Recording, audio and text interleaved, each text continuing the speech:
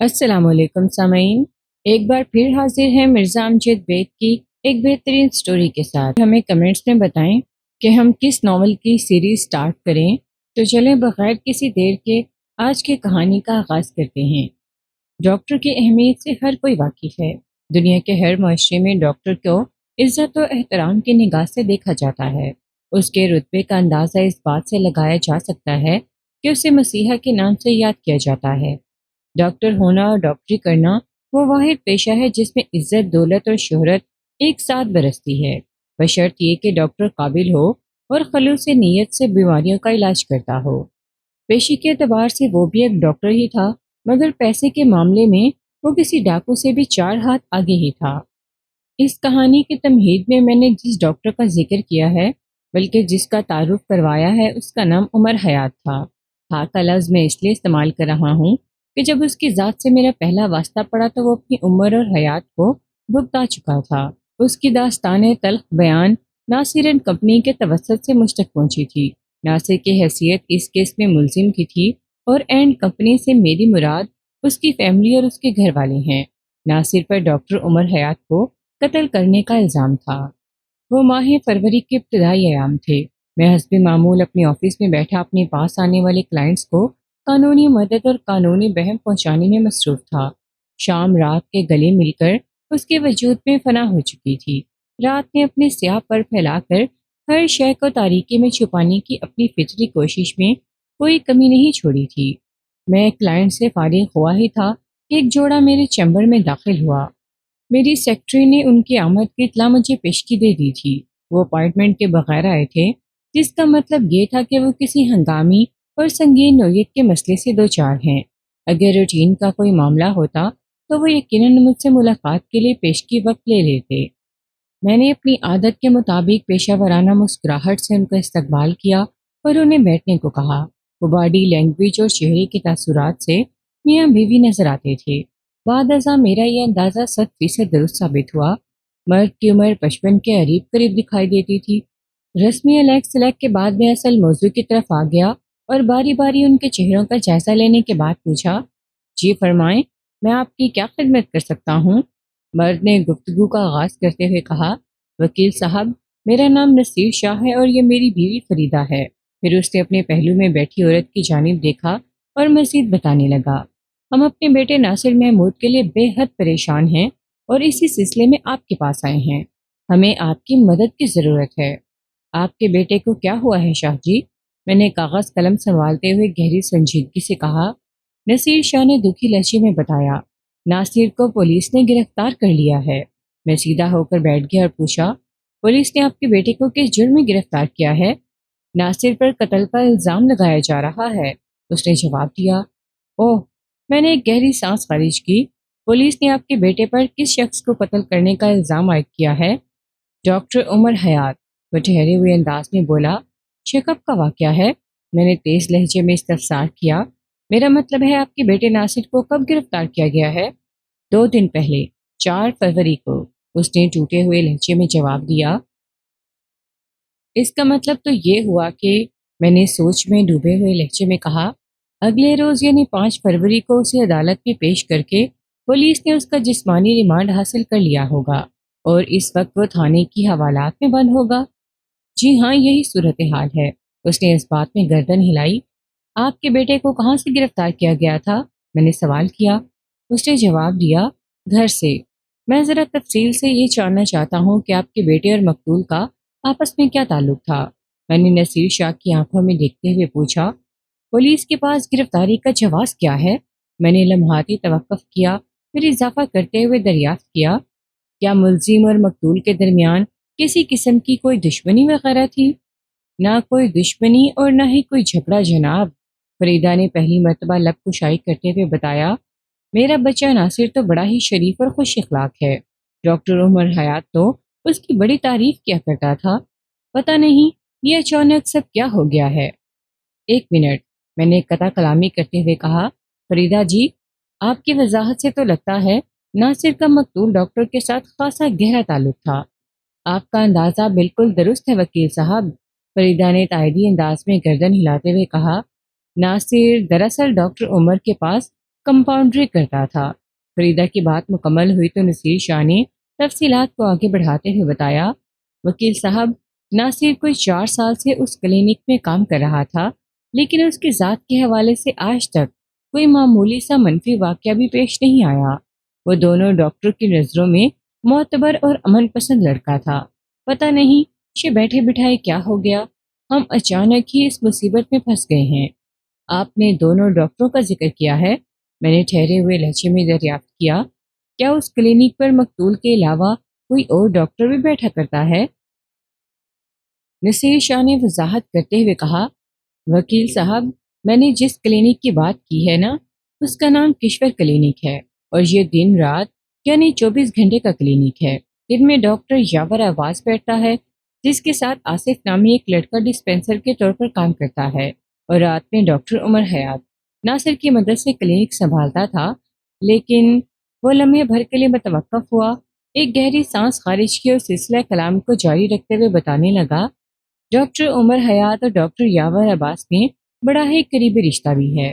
مقتول عمر حیات ڈاکٹر یاور کا ماموں لگتا ہے، میرا مطلب ہے ماموں لگتا تھا، لیکن حیرت کی بات یہ ہے کہ دونوں ڈاکٹروں کی عادات اور مزاج میں زمین آسمان کا فرق تھا۔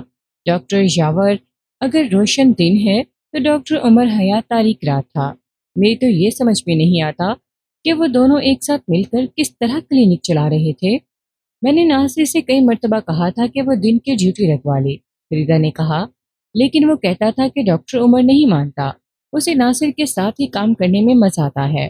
دیکھ لیں اس مزے نے کیا کام دکھایا ہے، ہم تو ایک عذاب میں گرفتار ہو گئے ہیں۔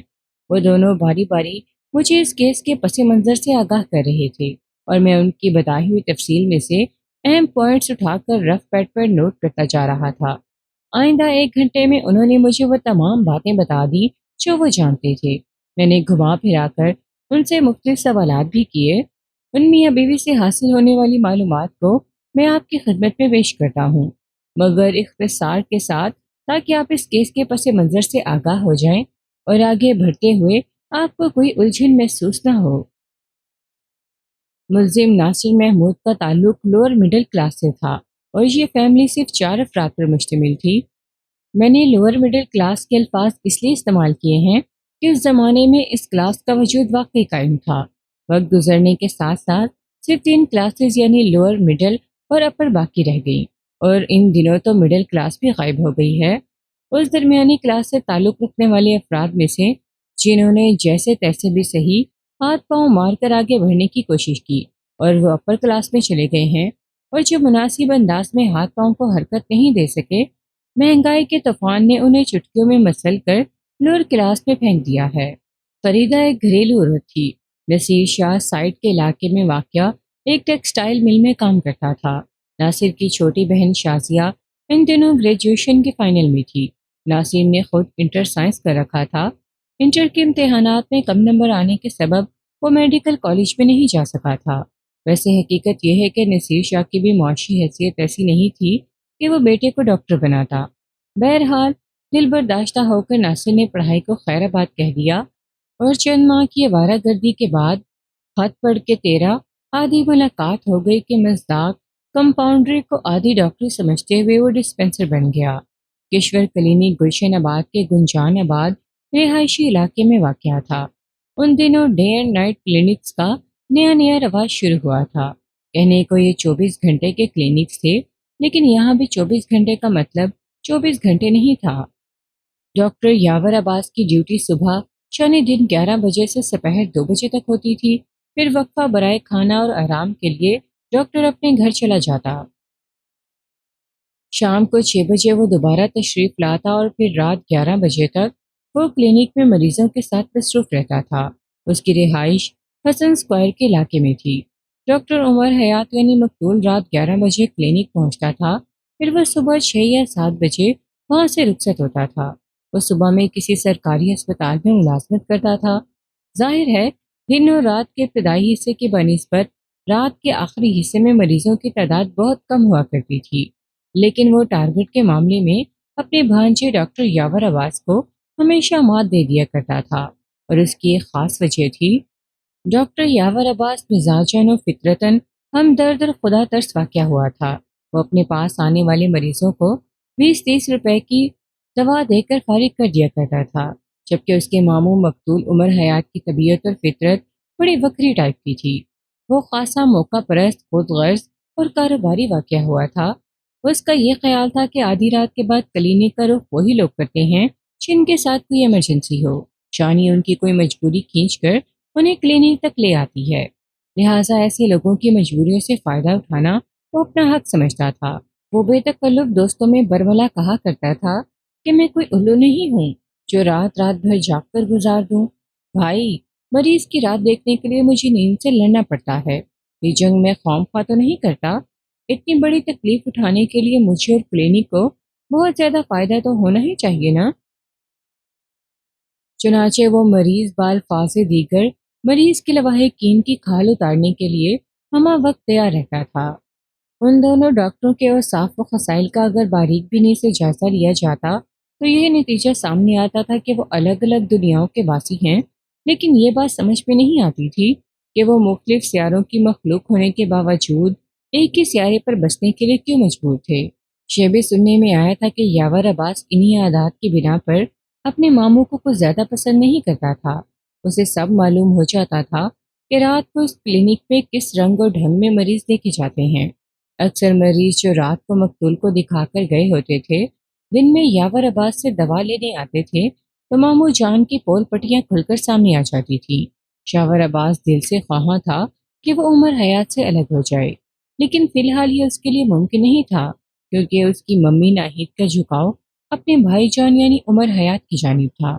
وہ اپنی ماں کو ناراض نہیں کر سکتا تھا اور نہ ہی اس کی مرضی سے باہر قدم رکھ سکتا تھا، لہٰذا وہ ماموں نامی تلخ اور کڑوا گھونٹ پینے پر مجبور تھا۔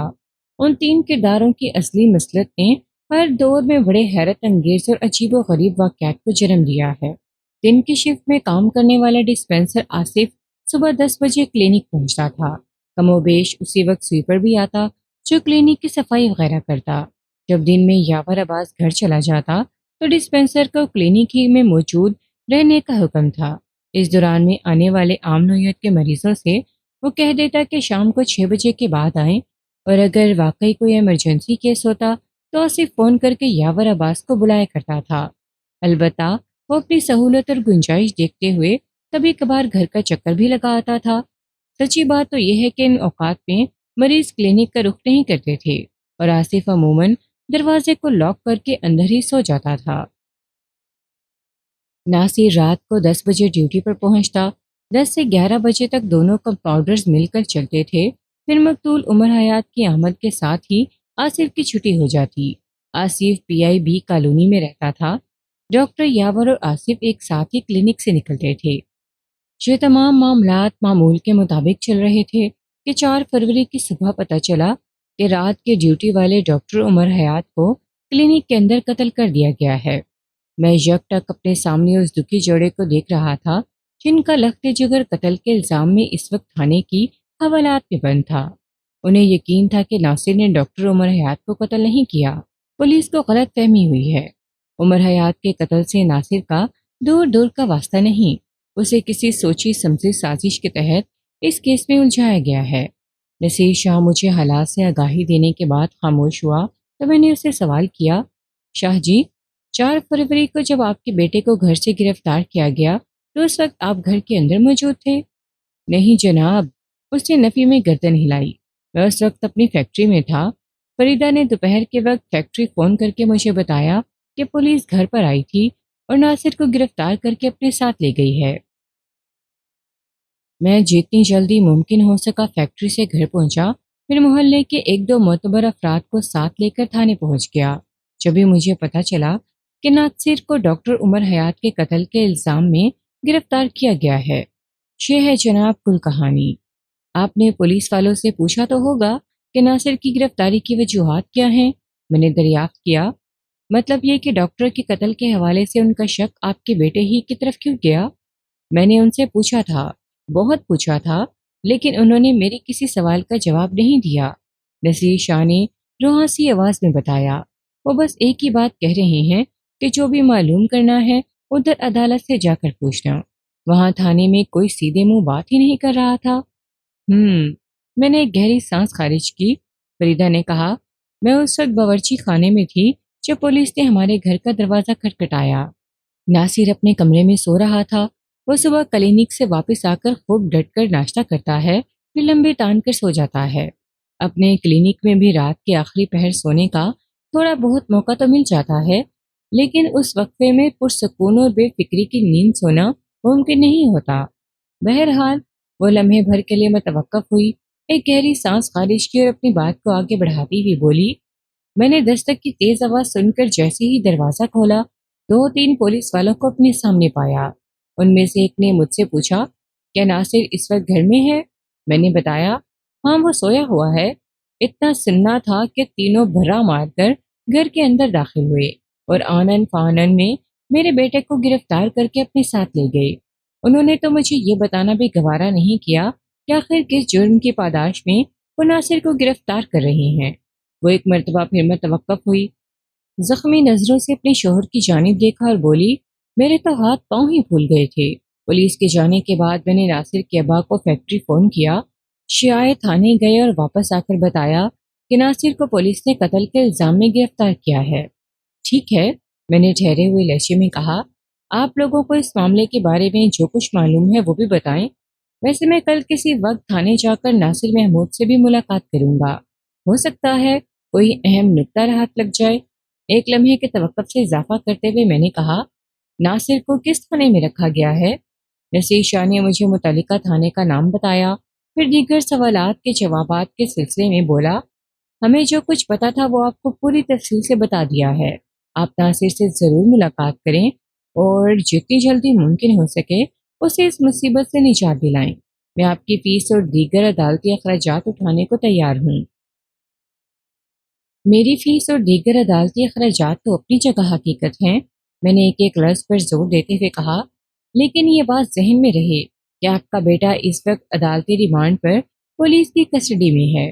وہ لوگ ریمانڈ کی مدت پوری ہونے کے بعد اسے اور اس کیس کے چالان کو عدالت میں پیش کریں گے۔ اس کے بعد ہی کوئی چارہ جوئی کی جا سکتی ہے۔ وکیل صاحب، فریدہ نے امید بھری نظروں سے مجھے دیکھا اور بولی، جب پولیس والے میرے بیٹے کو عدالت میں لے کر آئیں گے تو آپ اسی روز ناصر کو رہا کروا لیں گے نا؟ اس کی سادگی بلکہ معصومیت پر مجھے ترس آیا۔ یہ ترس منفی تاثر کا نہیں تھا۔ وہ بیچاری عدالتی جھمیلوں اور قانونی مشکافیوں کے بارے میں کچھ نہیں جانتی تھی۔ وہ ایک مکمل گھریلو عورت تھی اور اس سلسلے میں اس کی معلومات لگ بھگ صفر کے برابر تھی۔ میں نے ٹھہرے ہوئے لہجے میں کہا، لگتا ہے عدالتی معاملات سے آپ کا زندگی میں پہلی مرتبہ واسطہ پڑا ہے۔ آپ بالکل ٹھیک کہہ رہے ہیں، وہ بیک زبان ہو کر بولے، اس نوعیت کی افتاد ہم پر پہلی بار ہی ٹوٹی ہے۔ میں نے ہر ممکن تسلی تشفی کے الفاظ استعمال کرتے ہوئے کہا، یہ تجربہ آپ کے لیے کٹھن اور تلخ ضرور ہوگا، لیکن آپ حوصلہ رکھیں، آپ بالکل صحیح جگہ پر آئے ہیں۔ میں اپنی بہترین صلاحیتوں کو بروئے کار لا کر آپ کے بیٹے کو جلد از جلد اس وبال سے نکالنے کی کوشش کروں گا۔ آپ کا بہت بہت شکریہ وکیل صاحب، انہوں نے یکے بعد دیگرے ممنونیت بھرے انداز میں کہا، ہم آپ کا یہ احسان زندگی بھر یاد رکھیں گے۔ آپ اس احسان کو صرف یاد رکھنے ہی کی بات نہ کریں، میں نے اپنے لہجے میں ڈرامائی عنصر شامل کرتے ہوئے کہا، بلکہ اس کے بدلے میں مجھ پر احسان کرنا نہ بھولیے گا۔ میں آپ کی بات کو سمجھ نہیں سکا ہوں وکیل صاحب، نصیر شاہ نے الجھن زدہ نظروں سے مجھے دیکھا، ہمیں آپ کا یہ احسان کس طرح اتارنا ہوگا؟ مطلب یہ کہ آپ پر جوابی احسان کیسے کرنا ہوگا؟ ایسے کہ میں نے اپنے بیان میں ڈرامائی عنصر کو برقرار رکھتے ہوئے کہا، اس کیس کے دوران میں کسی بھی مرحلے پر اگر آپ کو کوئی اہم یا غیر اہم بات اچانک یاد آ جائے تو آپ فوراً مجھ سے اس کا ذکر کریں گے۔ ضرور ضرور، وہ ایک مرتبہ پھر بیک زبان ہو کر بولے، پھر اطمینان بھری نظروں سے مجھے دیکھنے لگے۔ تھوڑی دیر کے بعد میں نے انہیں اپنے دفتر سے رخصت کر دیا۔ اگلے روز شام میں مجھے ذرا فرصت تھی، لہٰذا میں دفتر سے فارغ ہونے کے بعد اس تھانے کی طرف چلا گیا جہاں اس کیس کے ملزم ناصر محمود کو عدالتی ریمانڈ پر رکھا گیا تھا۔ جب کوئی ملزم عدالتی ریمانڈ پر پولیس کسٹڈی میں ہوتا ہے تو اس سے ملاقات کرنا آسان کام ثابت نہیں ہوتا، لیکن میں اس مشکل کام کو آسان بنانے کے 101 ہتھ کنڈوں سے واقف ہوں اور گاہے بگاہے اپنی مختلف کہانیوں میں ان ہتھ کنڈوں کا ذکر بھی کرتا رہتا ہوں۔ متعلقہ تھانے کا انچارج اس وقت ڈیوٹی پر موجود نہیں تھا۔ ڈیوٹی پر حاضر ایک سب انسپیکٹر کو میں نے مختلف فارمولوں کی مدد سے رام کیا اور اپنے ہونے والے موکل ناصر محمود تک رسائی حاصل کرنے میں کامیاب ہو گیا۔ وہ اس وقت حوالات کی کوٹڑی میں فرش پر چپ چاپ بیٹھا ایک دیوار پر گھور رہا تھا۔ گزشتہ 3 روز سے پولیس کی کسٹڈی میں تھا۔ ظاہر ہے اس عرصے کے دوران پولیس والوں نے اس کے ساتھ کوئی اچھا سلوک نہیں کیا ہوگا۔ میں اس کے قریب پہنچ گیا، لیکن اس کی محویت میں کوئی کمی واقع نہ ہوئی۔ اس کے طرز عمل سے تو یہی لگتا تھا کہ وہ وہاں میری موجودگی کو محسوس نہیں کر سکا۔ وہ یک ٹک کوٹڑی کی دیوار کو تکے جا رہا تھا۔ میں نے کھنکار کر اسے اپنی جانب متوجہ کرنے کی کوشش کی۔ 3-4 مرتبہ ایسی کوشش کرنے کے بعد مجھے کامیابی ہوئی اور اس نے گردن گھما کر میری طرف دیکھا۔ اس کی آنکھوں اور چہرے پر ویرانی اور مایوسی نے بڑا کامل قبضہ جما رکھا تھا۔ اپنے سامنے ایک سوٹڈ بوٹی شخص کو کھڑے دیکھ کر اس کی پیشانی پر حیرت امیز الجھن کی لکیریں نمودار ہوئیں۔ اسی لمحے میں نے زیر لب مسکراتے ہوئے اسے سوال کیا، جوان، کیا تم بہت پریشان ہو؟ میری استفسار میں ہمدردی اور محبت بھری ہوئی تھی۔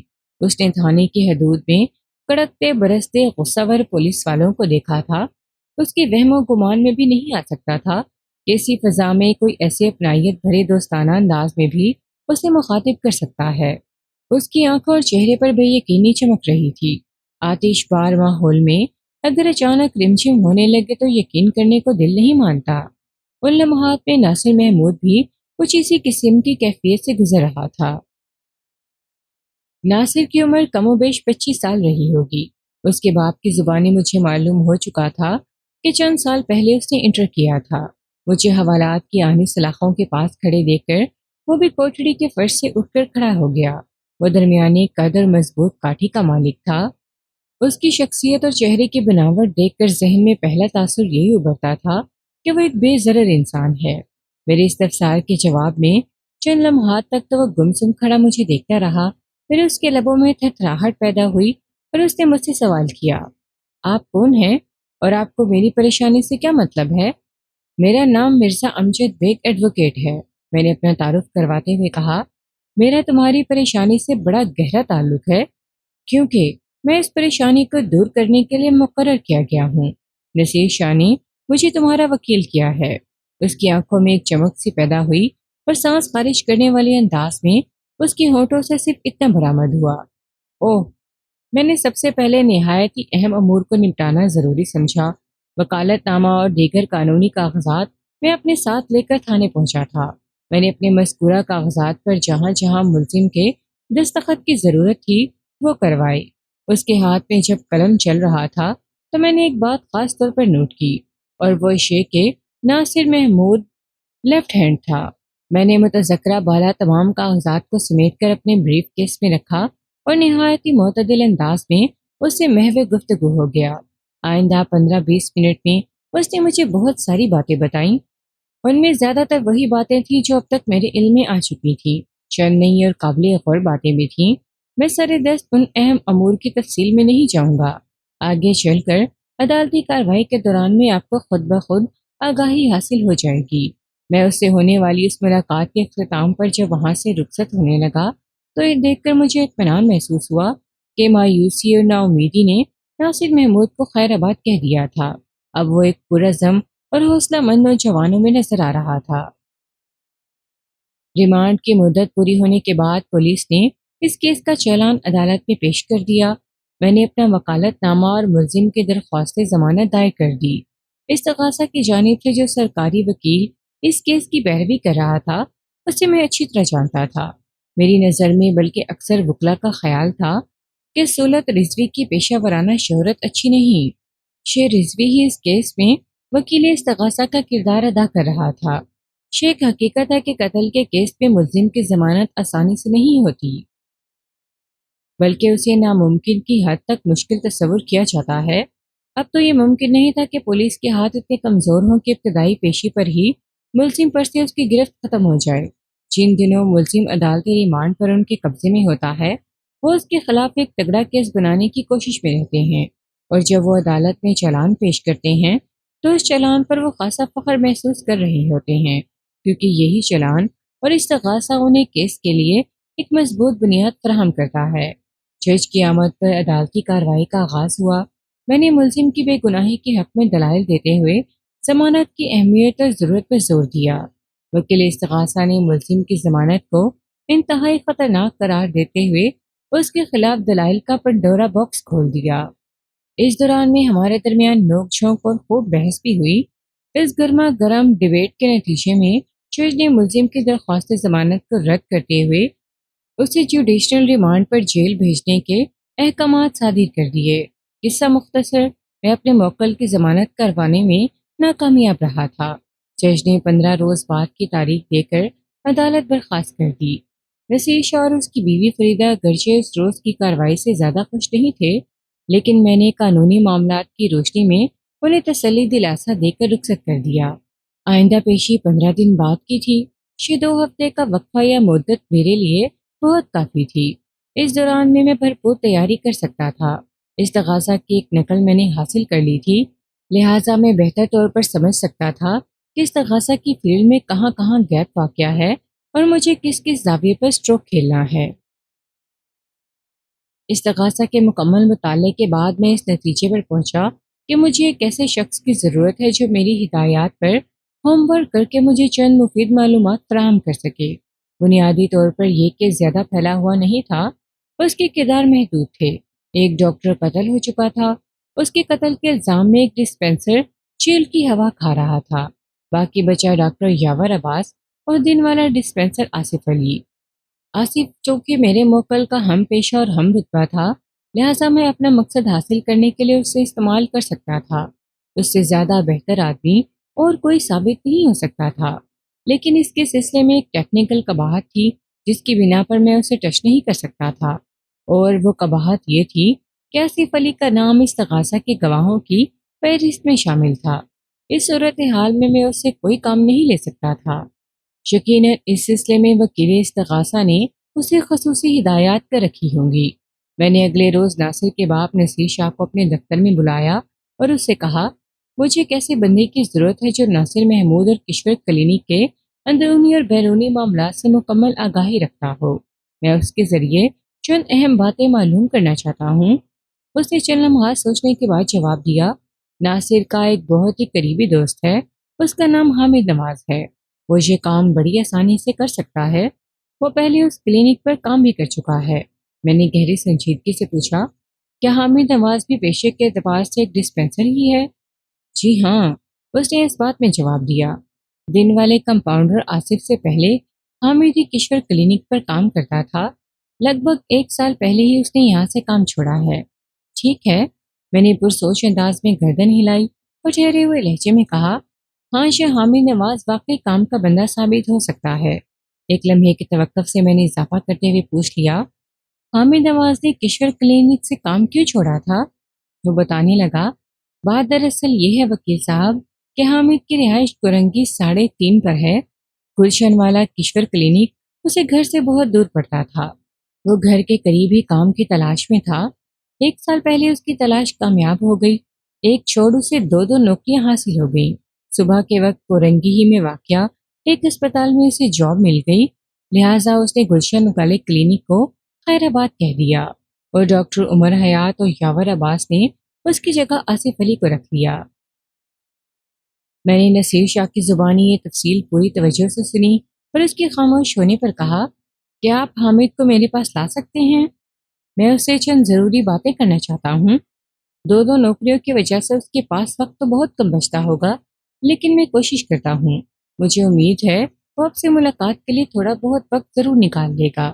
वो लम्हे भर के लिए मतवक्कफ हुआ, फिर पुरसोच अंदाज में इजाफा करते हुए बोला, मुझे नासिर ने बताया था कि अस्पताल से उसे हफ्ते में 1 दिन की छुट्टी मिलती है और क्लिनिक भी इतवार के रोज़ बंद रहता है। मेरा ख्याल है नासिर के लिए वक्त निकालना उसके लिए मुश्किल साबित नहीं होगा। मैंने कहा, 2 रोज़ के बाद इतवार है, लेकिन इतवार के दिन ना तो अदालत खुली होती है और ना ही मैं अपने ऑफिस आता हूँ। हामिद का क्लिनिक रात में शुरू होता है। वो दोपहर के बाद अदालत में या फिर दोपहर के वक्त मेरे दफ्तर में आकर मुझसे मुलाकात कर सकता है। उसने इस बात में गर्दन हिलाई और कहा, ठीक है जनाब, मैं पूरी कोशिश करूँगा। थोड़ी देर के बाद मैंने नसीर शाह को ज़रूरी हिदायत के साथ अपने दफ्तर से रुखसत कर दिया। वो पहले की बनिस्बत خاصا پرسکون اور مطمئن دکھائی دیتا تھا۔ حامد نواز ایک دراز قامت اور دبلا پتلا شخص تھا۔ اس کی عمر 25 اور 30 کے درمیان رہی ہوگی۔ چہرہ لمبوترا، رنگت سانولی اور بالوں کا سٹائل ایک معروف فلمی چاکلیٹی ہیرو کے مانند۔ وہ فطری طور پر ایک کم گو شخص تھا۔ اپنی طرف سے اسے کچھ بولنے کی عادت نہیں تھی۔ جتنا پوچھو اس کا جواب دے دیتا تھا۔ نصیر شاہ کی درخواست پر وہ مجھ سے ملنے آ گیا تھا۔ میں نے اس کی فطرت اور مزاج کے مطابق نہایت ہی مختصر جامع الفاظ میں صورتحال اور اپنی ضرورت سے اسے آگاہ کیا۔ اسے توجہ سے میری بات سنی اور گہری سنجیدگی سے بولا، وکیل صاحب، میں نے ناصر کے ساتھ اس کلینک میں ایک عرصے تک کام کیا ہے۔ اگرچہ ہماری ڈیوٹی الگ الگ شفٹ میں تھی، لیکن ایک آدھا گھنٹہ ہمیں ایک ساتھ کام کرنے کا بھی موقع مل جاتا تھا۔ جو کام آپ نے مجھے بتایا ہے، میرا خیال ہے وہ میں آسانی سے کر لوں گا۔ حامد نواز نے میرے کئی سوالوں کے جواب میں میری تسلی کرتے ہوئے کہا۔ بہرحال حامد نواز کی سنجیدگی اور رویے سے میں نے اندازہ لگایا تھا کہ وہ میرے کام کا بندہ ہے۔ میں اسے جو بھی مشن دوں گا وہ اس پہ سرخرو ہو کر دکھائے گا۔ میں نے آئندہ آدھے گھنٹے میں اسے مختلف ہدایات دیں اور مطمئن ہونے کے بعد اسے جانے کی اجازت دے دی۔ وہ اٹھ کر کھڑا ہوا تو میں نے پوچھ لیا، ہماری آئندہ ملاقات کب ہو رہی ہے؟ میں انشاءاللہ 2-3 دن کے بعد آپ کی طرف چکر لگاؤں گا۔ کسی خوشخبری کے ساتھ نا؟ میں نے امید بھری نظروں سے اسے دیکھا۔ بالکل، وہ قطعیت سے بولا۔ وکیل صاحب، آپ نے جو ذمہ داری مجھے سونپی ہے میں اسے پورا کرنے کی کوشش کروں گا۔ میرے پاس دوپہر کا وقت فارغ ہوتا ہے، اسی دوران میں کشور کلینک کا چکر لگاؤں گا۔ جیسا کہ میں نے آپ کو بتایا ہے نا، کلینک والے علاقے میں 2-4 دکانداروں سے میری اچھی دعا سلام ہے۔ میں انہی لوگوں کو ٹارگٹ بناؤں گا۔ وہ کلینک کے اندر پیش آنے والے اکثر واقعات کی آگاہی بھی رکھتے ہیں۔ آپ کا مقصد حاصل ہو جائے گا۔ کلینک کے اندر پیش آنے والے واقعات کی آگاہی؟ میں نے سوچ میں ڈوبے ہوئے لہجے میں کہا، ڈاکٹر عمر حیات کا قتل بھی کلینک کے اندر ہی ہوا ہے۔ اس کا مطلب ہے یہ نکتہ بڑا اہم ہے۔ ٹھیک ہے، میں نے حامد نواز کی جانب دیکھا اور حتمی لہجے میں کہا، آپ بسم اللہ کر کے اس کام کا آغاز کریں۔ مجھے امید ہے ہماری آئندہ ملاقات کسی خوشخبری کے ساتھ ہوگی۔ انشاءاللہ، اس نے وثوق بھرے لہجے میں کہا، پھر مجھے سلام کر کے دفتر سے رخصت ہو گیا۔ حامد نواز کے جانے کے بعد میں اس کیس کے مختلف پہلوؤں پر غور کرنے لگا۔ نصیر شاہ کی زبانی جو معلومات مجھ تک پہنچی تھیں ان میں زیادہ دم نہیں تھا، البتہ ملزم ناصر محمود نے چند نہایت ہی اہم انکشافات کیے تھے۔ اور اب یہ حامد نواز۔ آگے بڑھنے سے پہلے میں آپ کو پوسٹ مارٹم کی رپورٹ کے بارے میں بتاتا چلوں۔ اس رپورٹ کے مطابق ڈاکٹر عمر حیات کی موت 4 فروری کی صبح 8 اور 9 بجے کے درمیان واقع ہوئی تھی۔ اسے گلا گھونٹ کر موت کے گھاٹ اتارا گیا تھا۔ رپورٹ میں یہ واضح طور پر لکھا ہوا تھا کہ جب مقتول کا گلا دبایا گیا تو وہ حالت نیند میں تھا، گہری نیند میں۔ اس گہری نیند کی تشریح بھی کی گئی تھی۔ ڈاکٹر کے معدے سے حاصل ہونے والے شواہد اور مختلف نمونوں کے لیبارٹری ٹیسٹ سے یہ بات ثابت ہوئی تھی کہ مقتول ڈاکٹر نے وادی نیند میں قدم رکھنے سے قبل کوئی نشہ آور دوا استعمال کی تھی، یا اس کی بے خبری میں اسے ایسی کوئی شے کھلا دی گئی تھی۔ ڈاکٹر عمر حیات کی موت چونکہ سانس منقطع ہونے کے باعث واقع ہوئی تھی اور شواہد سے پتہ چلا تھا کہ گلا دبا کر اسے موت کے گھاٹ اتارا گیا تھا، لہٰذا اس کی گردن کا بڑی باریک بینی سے معائنہ کیا گیا۔ اسی معائنے کے دوران میں یہ بات واضح ہو گئی تھی کہ 2 مضبوط ہاتھوں نے حالت نیند میں ڈاکٹر عمر حیات کی گردن دبا کر اس کا قصہ پاک کر دیا تھا۔ گلے کے مختلف حصوں پر انگلیوں کے مخصوص دباؤ کے آثار ملے تھے۔ اسی ذیل میں ایک چونکا دینے والی اور اہم بات کا بھی انکشاف ہوا تھا، اور وہ یہ کہ قاتل نے اپنے دائیں ہاتھ کی 2 انگلیوں میں انگوٹھیاں وغیرہ پہن رکھی تھیں۔ ان انگوٹھیوں کے زیریں چھلوں کا مخصوص دباؤ چھپا نہیں رہ سکتا تھا۔ انگلیوں کے دباؤ میں اسے نمایاں حیثیت حاصل تھی۔ اگلی پیشی میں ابھی چند روز باقی تھے۔ 3 دن کے بعد حامد نواز عدالت میں آ کر مجھ سے ملا۔ وہ سٹی کورٹ میں پوچھتا پاچھتا مجھ تک پہنچ گیا تھا۔ میں اس کے چمکتے ہوئے چہرے کو دیکھتے ہی سمجھ گیا تھا کہ وہ کوئی اہم اور مفید خبر لایا ہے۔ آئندہ پیشی پر عدالت کی باقاعدہ کارروائی کا آغاز ہوا۔ جج نے فرد جرم پڑھ کر سنائی۔ ملزم نے صحت جرم سے انکار کر دیا۔ اس کے بعد استغاثہ کے گواہوں کا سلسلہ شروع ہوا۔ سب سے پہلے مقتول کا بھانجا ڈاکٹر یاور عباس گواہی کے لیے کٹہرے میں آیا۔ ڈاکٹر یاور کی عمر 30-32 سال رہی ہوگی۔ وہ ایک دھان پان اور نرم و نازک سا شخص تھا، رنگت گوری، قد درمیانہ اور چہرہ کلین شیو۔ ڈاکٹر یاور عباس نے روایتی انداز میں MBBS نہیں کیا تھا بلکہ ڈاکٹری کی تعلیم کے لیے بیرون ملک چلا گیا تھا۔ وہ آسٹریلیا سے MD کی ڈگری لے کر واپس آیا تھا اور یہاں کراچی میں اپنے ماموں مقتول ڈاکٹر عمر حیات کے ساتھ مل کر اس نے کشور کلینک کھولا تھا۔ اس کے برعکس مقتول عمر حیات نے اپنے ہی ملک کے ایک میڈیکل کالج سے MBBS کر رکھا تھا۔ وہ عمر اور تجربے میں اپنے بھانجے سے خاصا سینئر تھا اور صبح کے وقت ایک اسپتال میں بھی جاتا تھا۔ ڈاکٹر یاور عباس نے سچ بولنے کا حلف اٹھایا، اس کے بعد اپنا مختصر سا بیان ریکارڈ کرا دیا۔ وکیل استغاثہ جج سے اجازت حاصل کرنے کے بعد چراغ کے لیے وٹنس باکس کے قریب چلا گیا۔ اسے ڈاکٹر کے چہرے کی جانب دیکھتے ہوئے سنجیدہ لہجے میں کہا، ڈاکٹر صاحب، مجھے آپ کے ماموں جان کی ناگہانی موت کا دلی صدمہ ہے اور میں آپ کے دکھ میں برابر کا شریک ہوں، لیکن یہ عدالتی کارروائی بھی ضروری ہے۔ کوئی بات نہیں، آپ اپنا کام شروع کریں، ڈاکٹر یاور نے تھکے ہوئے لہجے میں کہا۔ جو ہونا تھا وہ تو ہو چکا، بہرحال آپ کی ہمدردی کا بہت شکریہ۔ سہولت رضوی نے اپنے تئیں بڑے تعزیتی انداز میں جرے کا آغاز کیا تھا۔ وہ اس عظیم سانحے پر اپنے رنج و غم کا اظہار کرنا چاہتا تھا، لیکن گواہ نے اس کے جذبات کو زیادہ اہمیت نہیں دی تھی۔ ان لمحات میں یوں محسوس ہو رہا تھا کہ یاور عباس کے نہیں بلکہ سہولت رضوی کے ماموں کا قتل ہوا تھا۔ وکیل استغاثہ رنجیدہ اور یاور کسی حد تک بیزار دکھائی دیتا تھا۔ وکیل استغاثہ نے جرا کے سلسلے کو دراز کرتے ہوئے پوچھا، ڈاکٹر صاحب، ملزم رات کی شفٹ میں مقتول کے ساتھ کام کرتا تھا۔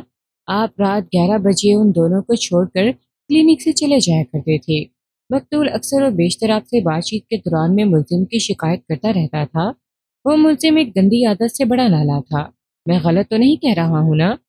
نہیں، ماموں کو واقعی ایک خاص حوالے سے ملزم سے شکایت رہتی تھی، یاور عباس نے سرسری انداز میں جواب دیا، اور اسی خاص حوالے نے وقوع کے روز بھی نہایت اہم کردار ادا کیا تھا۔ وکیل استغاثہ نے چپتے ہوئے لہجے میں استفسار کیا۔ جی ہاں، گواہ نے مختصر سا جواب دینے پر اکتفا کیا۔ میں اچھی طرح سمجھ رہا تھا کہ سہولت رضوی کس خاص حوالے کی جانب اشارہ کر رہا تھا۔ شاید میں اس کا ذکر کرنا بھول گیا ہوں۔ ناصر کی ذات کے تعلق سے کشور کلینک میں ایک تاثر یہ بھی پایا جاتا تھا کہ وہ رقم کی خود گرد میں ملوث پایا گیا تھا۔ رات والے کیش میں عموماً گڑبڑ ہو جایا کرتی تھی، اور استغاثہ نے عدالت میں جو چالان پیش کیا تھا ان کے مدرجات میں ایک اہم نکتہ یہ بھی تھا کہ اس روز سارا کیش ہی غائب ہو گیا تھا۔ استغاثہ کے خیال میں یہ کارنامہ بھی ملزم ہی نے انجام دیا تھا۔ وکیل استغاثہ نے اگلا سوال کیا، ڈاکٹر صاحب، آپ کے ماموں کے قتل کے وقت کلینک میں کتنا کیش موجود تھا؟ میں بالکل درست فگرز تو نہیں بتا سکتا، گواہ نے تھکے ہوئے لہجے میں جواب دیا، لیکن میرے اندازے کے مطابق کم از کم 4,500 تو ہوں گے۔ کیا یہ صحیح ہے کہ وقوع سے چند روز قبل مقتول نے کیش کے سلسلے میں ملزم کو خاصی کھری کھری سنائی تھی؟ وکیل استغاثہ نے اپنا مقصد حاصل کرنے کے لیے ایک خاص زاویے سے کوریج جاری رکھی۔ جی یہ صحیح ہے، یاور عباس نے اس بات میں گردن ہلائی۔ وکیل استغاثہ نے کہا، اور مقتول نے ملزم کو یہاں تک وارننگ دے دی تھی کہ اگر آئندہ اس نے ایسی حرکت کی تو اس کی چھٹی کر دی جائے گی۔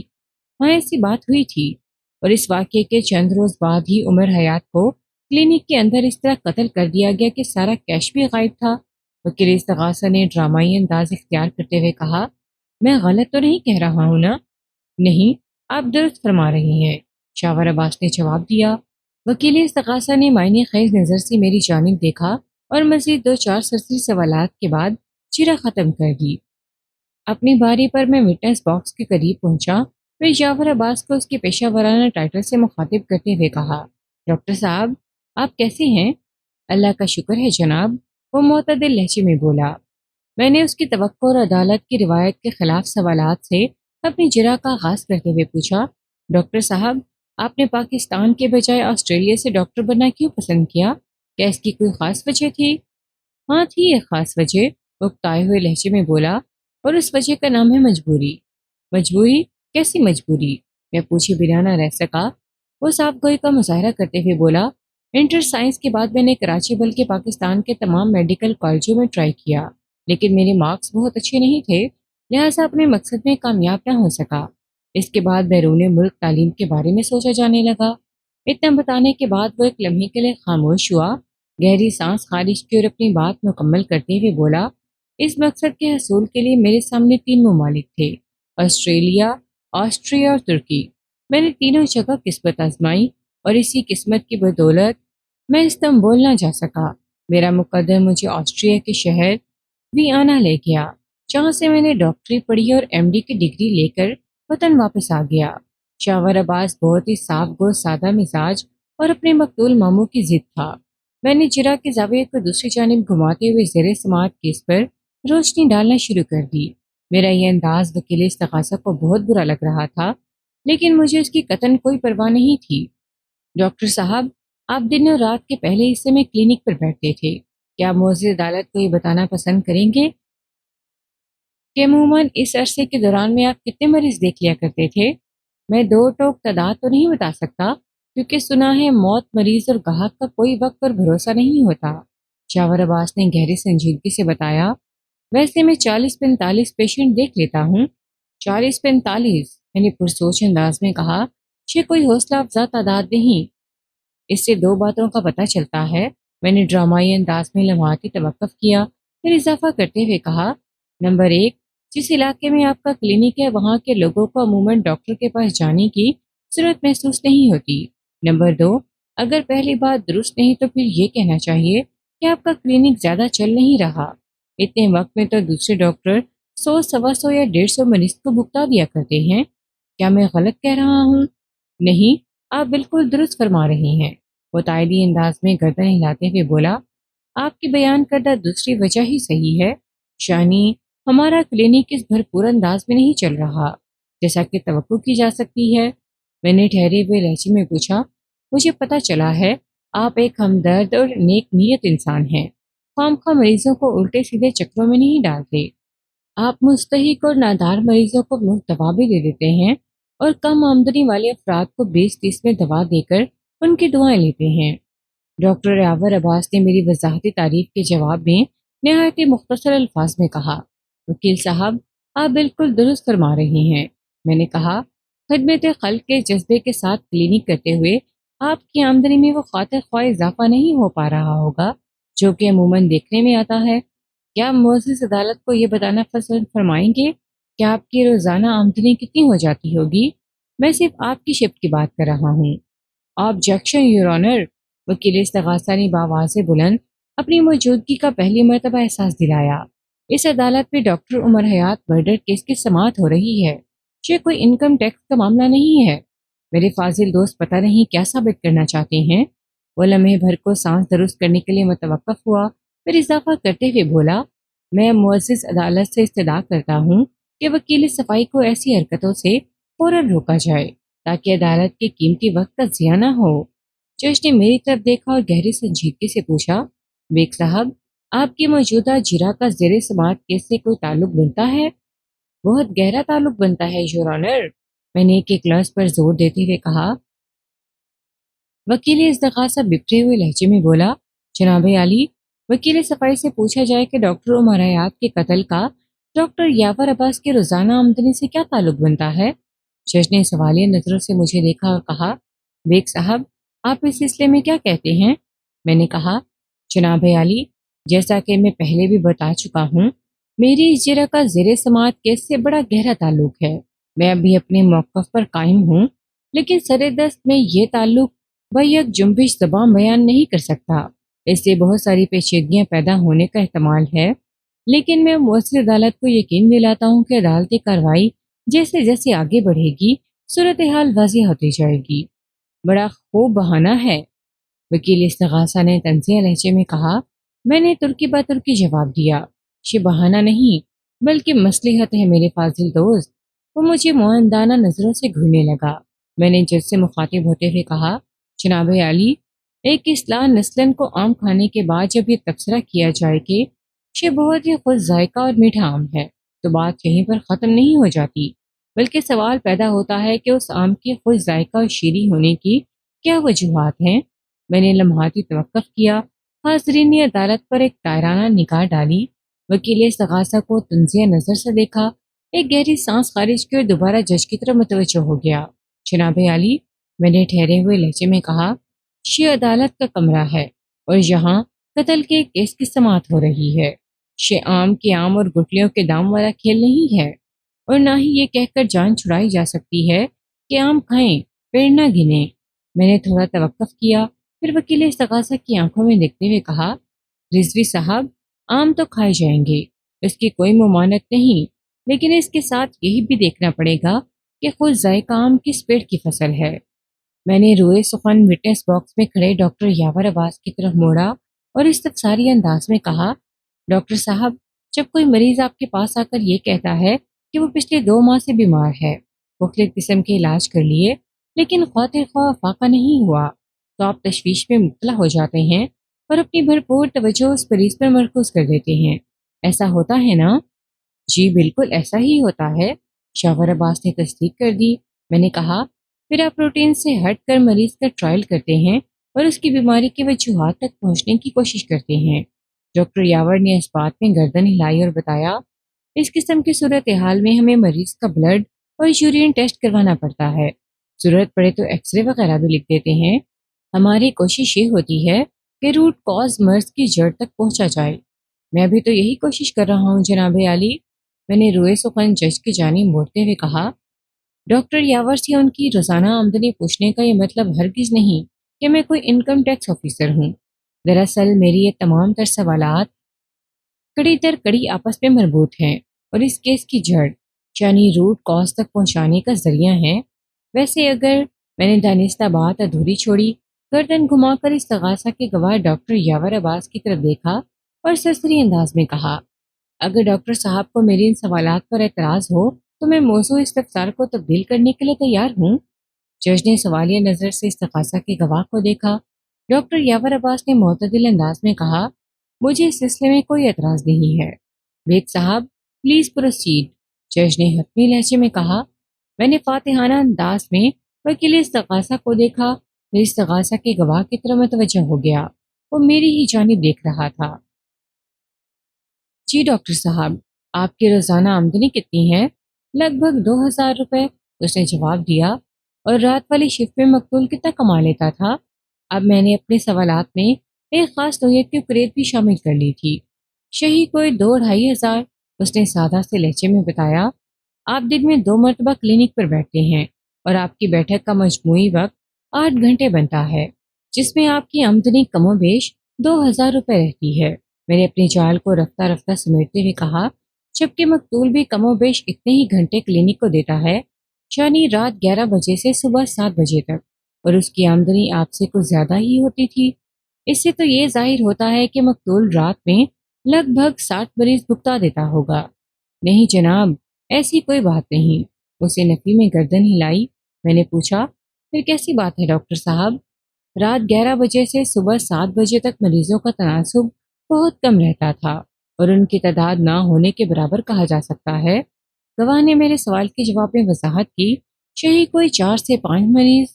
اوہ، میں نے حیرت بھرے انداز میں سانس خارج کی اور خود کلامی کسی لہجے میں کہا، 4 سے 5 مریض اور 2500 روپے، گویا فی مریض اوسطاً 500 روپے چارجنگ۔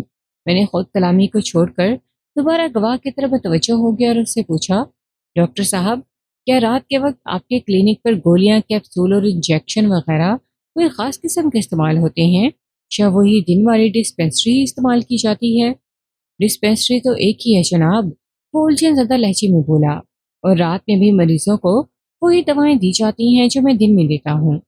اس کا مطلب ہے رات میں کسی مصیبت کے ہاتھوں مجبور ہو کر جو لوگ آپ کے کلینک میں آتے ہیں انہیں آپ مریض نہیں بلکہ ایک مرغا تصور کرتے ہیں۔ اصولی طور پر تو مجھے یہ سوال رات کی شفٹ والے ڈاکٹر عمر حیات سے پوچھنا چاہیے، مگر ان سے کوئی سوال کرنے کے لیے ان کے پاس ہی جانا پڑے گا۔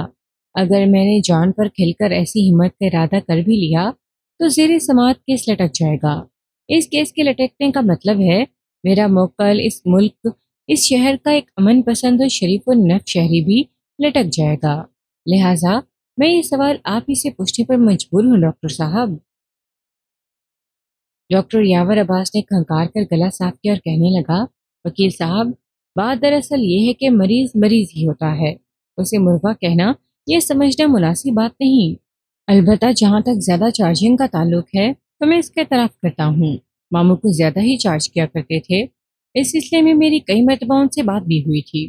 اس نے بڑی صفائی سے اپنے مقتول ماموں کو کور دینے کی کوشش کی تھی کہ اس کی وفاداری اور دور اندیشی بھی تھی، لیکن میں اتنی آسانی سے اس کی جان چھوڑنے والا نہیں تھا۔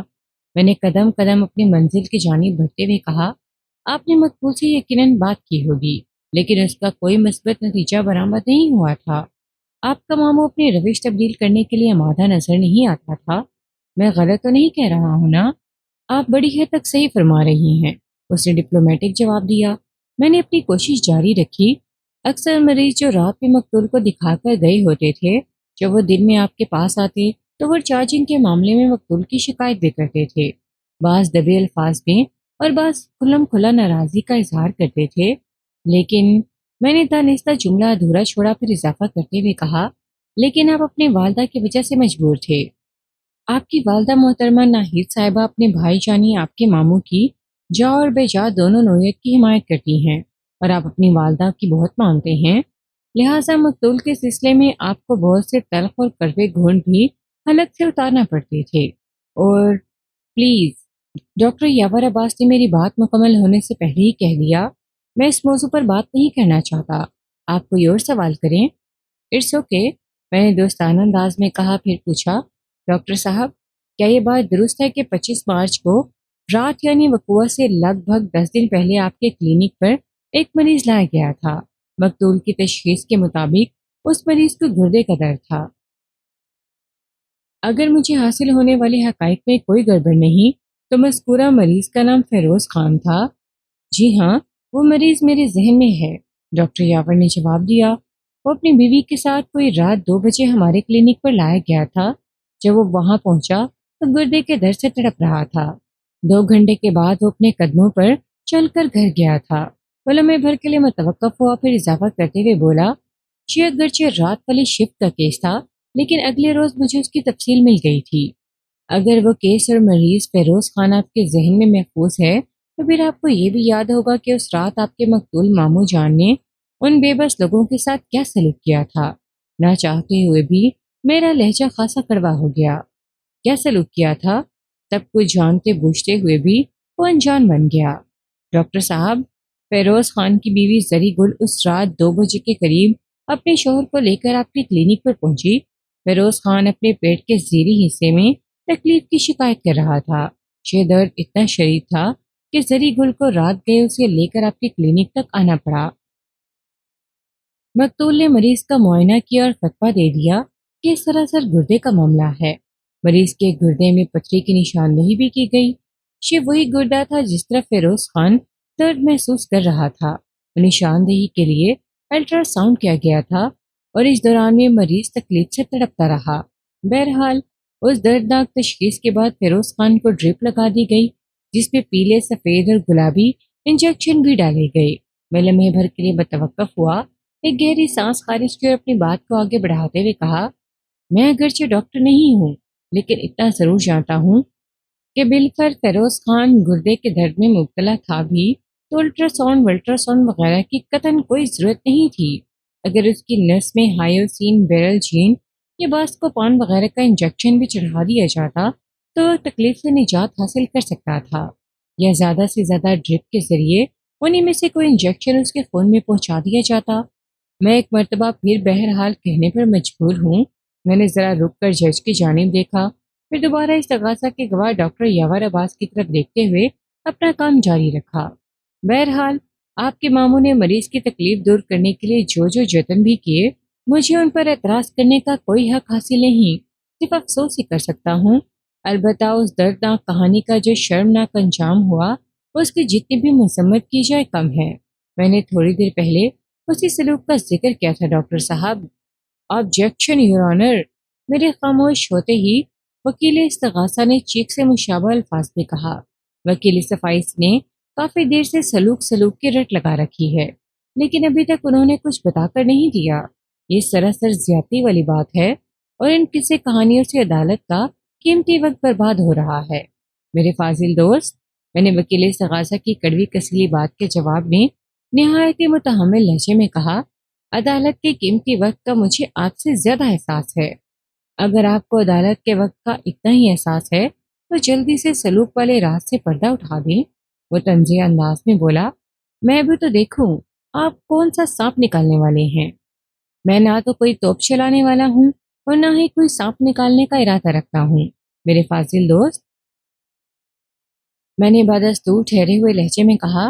मैं तो दर्दनाक कहानी को समेट कर उसके सलूकी इख्तिताम के बिल्कुल करीब पहुंच चुका था कि आपने इंतहाई बेसब्री का मुजाहरा करते हुए शेनारा बुलंद कर दिया। Objection your honour. इस दौरान में इस्तगासा का गवाह डॉक्टर यावर अब्बास चुपचाप विटनेस बॉक्स में खड़ा हमारे दरमियान होने वाली नोक झोंक का तमाशा देखता रहा।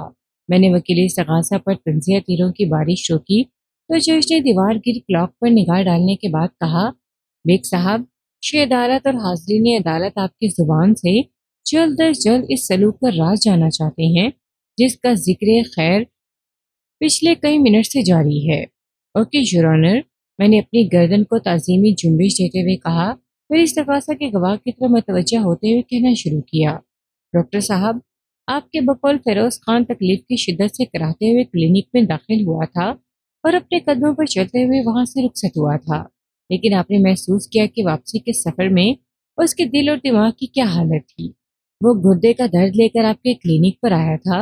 आपके मामू जान ने उसकी तकलीफ तो वक्ती तौर पर इंजेक्शन के जरिए दूर कर दी, मगर उसके दिलो दिमाग में एक ऐसा अलाव रोशन कर दिया जिसकी तपिश में वो काफी अरसे तक सुलगता और झुलसता रहा था।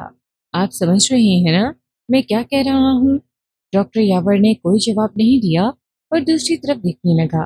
उसके चेहरे और आंखों में नजर आने वाली खुफत और खजालत उसकी नदामत और शर्मिंदगी का ऐलान कर रही थी। ये पुरस्रार एतराजी खामोशी गोया इस अमर का सबूत थी कि वो मेरी बात अच्छी तरह समझ रहा था। जज ने बड़े तशवीशनाक लहजे में मुझसे दरियाफ्त किया, वकील साहब, क्या मकतूल ने खुदाना खास्ता मरीज का कोई गुर्दा वगैरह पार कर दिया था? जज जैसी बुर्दबाज शख्सियत के मुंह से ये इस्तफसार मुझे एक लतीफ़ा, एक मजाक ही महसूस हुआ, लेकिन उसने इतनी संजीदगी से सवाल उठाया था कि मैं जवाब देने पर मजबूर हो गया। मैंने निहायत ही ठहरे हुए लहजे में कहा, जनाब आली, इंसान के पास सबसे अहम शय उसकी इज्जत और इज्जत नफ्स होती है। अगर कोई किसी के जिस्म में से गुर्दा निकाल दे या उसके बदन का कोई हिस्सा काट कर अलग कर दे तो उसे इतनी तकलीफ और अजियत नहीं पहुंचेगी जितनी कि वो उस वक्त महसूस करेगा जब उसकी इज्जत पर हक आ रहा हो। बेइज्जती के एहसास से ज्यादा अजियतनाक और तकलीफ दे और कोई एहसास हो ही नहीं सकता। उस रात मकतूल डॉक्टर ने फिरोज खान के साथ जो हरकत की उसने फिरोज खान और जरी गुल के जज्बात और एहसास को बुरी तरह मजरूह किया था। उनकी इज्जत और इज्जत नफ्स का गोया जनाजा निकाल दिया था। ये हरकत अगर माशरे का कोई और मनफी किरदार गुंडा बदमाश करता तो इतनी अफसोसनाक बात ना होती।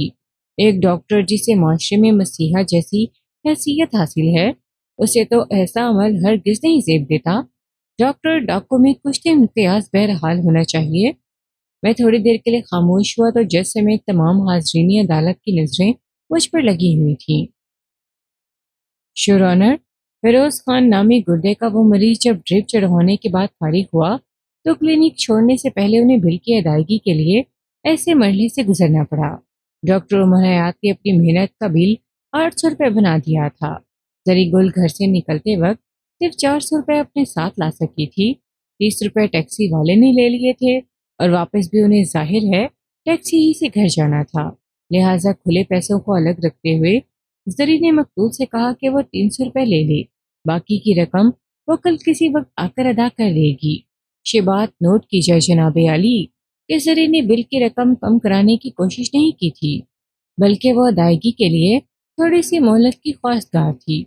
लेकिन मकतूल ने उसकी सदाक को बैक जुम्बिश रद्द करते हुए वाज़ेह अल्फाज में कह दिया, बिल की रकम अदा किए बगैर तो आप नहीं जा सकते। जरी पहले ही कम परेशान नहीं थी, इस नई उस्ताद ने उसे हिलाकर रख दिया। उसने नहायत ही नरमी से कहा, डॉक्टर साहब, ये जो आपके बराबर में नादिर खान का होटल है ना, ये हमारा रिश्तेदार है। यूँ समझें, फिरोज खान नादिर खान के बहनोई तकदीर खान का बहनोई है। आपको हमारा कुछ तो ख्याल करना चाहिए। लेकिन नादिर खान तो 11 साढ़े 11 बजे होटल बंद करके घर चला जाता है। मकतूल टस से मस होने को तैयार नहीं था। वो जब यहाँ मौजूद नहीं तो उसकी जमानत की क्या अहमियत है? नादिर खान तो इधर कहीं सैराब गुट पर रहता है ना। मकतूल ने जमानत की बात की तो जरी गुल ने कुछ सोचते हुए संजीदगी से कहा, डॉक्टर साहब, ہم اس وقت نادر خان کو تو یہاں نہیں لا سکتے، لیکن ضمانت دینے کے لیے میرے پاس ایک اور شے ہے۔ کیا شے؟ ڈاکٹر نے دلچسپی سے پوچھا۔ زری گل نے اپنے کانوں سے تلائی بالیاں اتار دی اور ڈاکٹر کی طرف بڑھا دی۔ مقتول نے ایک لمحہ سوچے بغیر زری گل کا وہ مختصر سا زیور گروی رکھ کر ان میاں بیوی کو جانے کی اجازت دے دی۔ میں نے لمحاتی توقف کر کے ایک سدھا سانس لی اور وٹنس باکس میں کھڑے ڈاکٹر یاور عباس کی طرف دیکھتے ہوئے استفسار کیا، کیوں ڈاکٹر صاحب، ایسا ہوا تھا یا نہیں؟ ہوا تھا، وہ ندامت آمیز لہجے میں بولا۔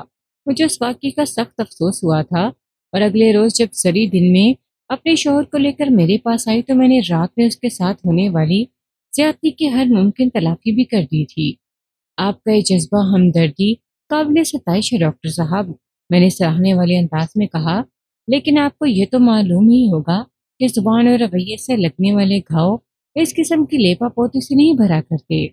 میرے بس میں جو تھا وہ میں نے کیا، شاور عباس نے شکست خوردہ انداز میں کہا۔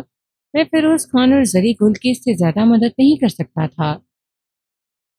میں نے روئے سخن جج کی جانب موڑتے ہوئے کہا، جناب عالی، 25 مارچ کی رات کشور کلینک پر وہ قابل مذمت واقعہ پیش آتا ہے، اور ٹھیک 10 روز کے بعد اسی کلینک پر مبینہ قصوروار اور ذمہ دار رات کی ڈیوٹی والا ڈاکٹر قتل کر دیا جاتا ہے۔ ان واقعات پہ کہیں نہ کوئی تعلق تو ہوگا، تعلق ہونا تو چاہیے نا۔ آپ کا مطلب کیا ہے؟ سلوت رضوی کو یاد آ گیا کہ اس نے کافی دیر سے کوئی اعتراض نہیں کیا۔ آبجیکشن یور آنر کا نعرہ بلند کرنے کی بجائے اس مرتبہ اس نے براہ راست مزید سے پوچھ لیا، کیا آپ یہ کہنا چاہتے ہیں کہ ڈاکٹر عمر حیات کو فیروز خان نے قتل کیا ہے؟ میں نے ایسی کوئی بات نہیں کی رضوی صاحب، میں نے ایک لفظ پر زور دیتے ہوئے کہا، میں نے تو ایک کبھی امکان کی نشاندہی کی ہے، دونوں واقعات میں ایک تعلق اور رابطہ ڈھونڈنے والی بات کی ہے، لیکن آپ نے تو بات ہی مکمل کر دی۔ میں نے کیا کیا ہے؟ وہ الجھن زدہ لہجے میں بولا۔ میں نے گہری سنجیدگی سے کہا، میں نے جس امکانی تعلق کی نشاندہی کی تھی، آپ نے اس کو معنی جامہ پہنا دیا ہے۔ آپ نے اپنے ذہن کے خیال کو مجھ سے مخاطب ہوتے ہوئے عدالت تک پہنچایا ہے۔ کیا آپ یہ کہنا چاہتے ہیں کہ ڈاکٹر عمر حیات کو فیروز خان نے قتل کیا ہے؟ میرا یہ مطلب ہرگز نہیں تھا، وہ سٹپٹائے ہوئے لہجے میں بولا۔ میں نے تو آپ کی بات میں سے ایک نتیجہ خاص کیا تھا۔ اگر میری نظر میں ڈاکٹر عمر حیات کو فیروز خان نے قتل کیا ہوتا تو اس وقت اکیوزڈ باکس میں آپ کے موکل کے بجائے فیروز خان کھڑا ہوتا۔ رضوی کی سمجھ میں نہ آیا کہ اس نے مجھ سے ایسا کیا بتا دیا ہے جو میں اس قدر اس کا شکر گزار ہو رہا ہوں۔ وہ متذبذب اور الجھن زدہ نظروں سے کبھی مجھے اور کبھی جج کی جانب دیکھنے لگا۔ اس کی سمجھ میں تو تب آتا اگر میں نے واقعی کوئی اہم بات کی ہوتی۔ میں نے تو اسے چکر دینے کے لیے ایک سنجیدہ مذاق کیا تھا، اور وہ واقعی میرے چکر میں آ گیا تھا۔ اس کے ساتھ ہی عدالت کا وقت ختم ہو گیا۔ جج نے 10 روز بعد کی تاریخ دے کر عدالت برخاست کرنے کا حکم جاری کر دیا۔ آئندہ پیشی پر یکے بعد دیگرے استغاثہ کی طرف سے 2 گواہ پیش کیے گئے۔ اکرام اللہ اور عبد الرحمان نامی ان 2 گواہوں کا تعلق اسی علاقے سے تھا جہاں کشور کلینک واقع تھا۔ ان گواہوں کے بیانات میں کوئی اہم بات نہیں، لہٰذا میں ان کے ذکر کو گول کر کے آگے بڑھتا ہوں۔ اگلی گواہی جاوید نامی ایک شخص کی تھی جو پیشے کے اعتبار سے خاک روڈ تھا۔ جاوید کشور کلینک میں 2 مرتبہ صفائی وغیرہ کرنے آتا تھا، پہلی مرتبہ صبح میں لگ بھگ 10 بجے اور دوسری بار شام میں 5 بجے کے قریب۔ گویا دونوں دفعہ اس کا واسطہ صبح اور دن والے ڈسپینسر آصفی سے پڑتا تھا، کیونکہ ناصر کم و بیش 9 بجے کلینک سے نکل جایا کرتا تھا۔ جاوید کی عمر کا درست اندازہ لگانا بہت مشکل تھا۔ جاوید ہی وہ شخص تھا جس نے مقتول کی لاش دریافت کی تھی۔ جاوید نے سچ بولنے کا حلف اٹھایا اور اپنا بیان ریکارڈ کرا دیا، جو کم و بیش وہی بیان تھا جو اس نے وقوع کے روز پولیس کو دیا تھا۔ وکیل استغاثہ جج کی اجازت حاصل کر کے جرا کے لیے گواہ کے کٹہرے کے پاس پہنچ گیا۔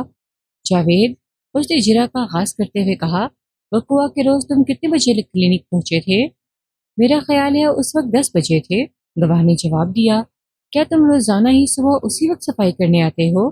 جی ہاں، زیادہ سے زیادہ 10 منٹ اوپر یا نیچے۔ جب وقوع کے روز تم کلینک پر پہنچے تو ملزم وہاں موجود تھا؟ وکیل استغاثہ نے پوچھا۔ گواہ نے نفی میں جواب دیا، ملزم موجود نہیں تھا تو اس کا مطلب ہے کلینک بند ہوگا۔ میں وکیل استغاثہ کے مقصد کو اچھی طرح سمجھ رہا تھا۔ وہ ایک خاص پوائنٹ کو سامنے لانے کی کوشش کر رہا تھا میری نظر میں جس کی کوئی حیثیت نہیں تھی۔ جاوید نے وکیل استغاثہ کے سوال کے جواب میں وضاحت کرتے ہوئے بتایا، جناب، کلینک بند نہیں تھا، صرف اس کا باہر والا شٹر گرا ہوا تھا اور یہ روزانہ کا معمول ہے۔ ناصر 8-9 بجے چھٹی کر کے گھر چلا جاتا ہے اور کلینک کا شٹر گرا جاتا ہے۔ اگر تالے لگا کر اسے باقاعدہ لاک نہیں کرتا، کیونکہ یہ 24 گھنٹے کا کلینک ہے۔ آصف بھی میری طرح 10 بجے تک کلینک پہنچتا ہے، کبھی وہ پہلے آ جاتا ہے اور کبھی میں۔ جب آصف مجھ سے پہلے آ جاتا ہے تو مجھے شٹر اٹھا ہوا ملتا ہے، اور اگر میں پہلے آ جاؤں تو شٹر مجھے اٹھانا ہوتا ہے، جیسا کہ وقوع کے دن ہوا تھا۔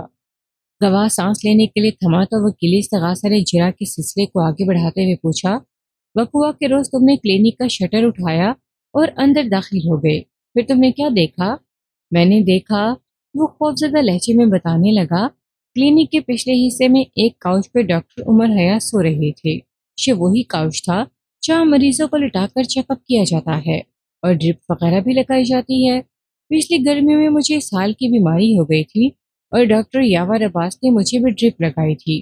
وہ جملہ ادھورا چھوڑ کر متوقف ہوا، ایک گہری سانس خارج کی اور بیان کو آگے بڑھاتے ہوئے بتانے لگا، مجھے بات پتا تھا کہ ڈاکٹر عمر صبح 7 بجے تک گھر چلے جاتے تھے۔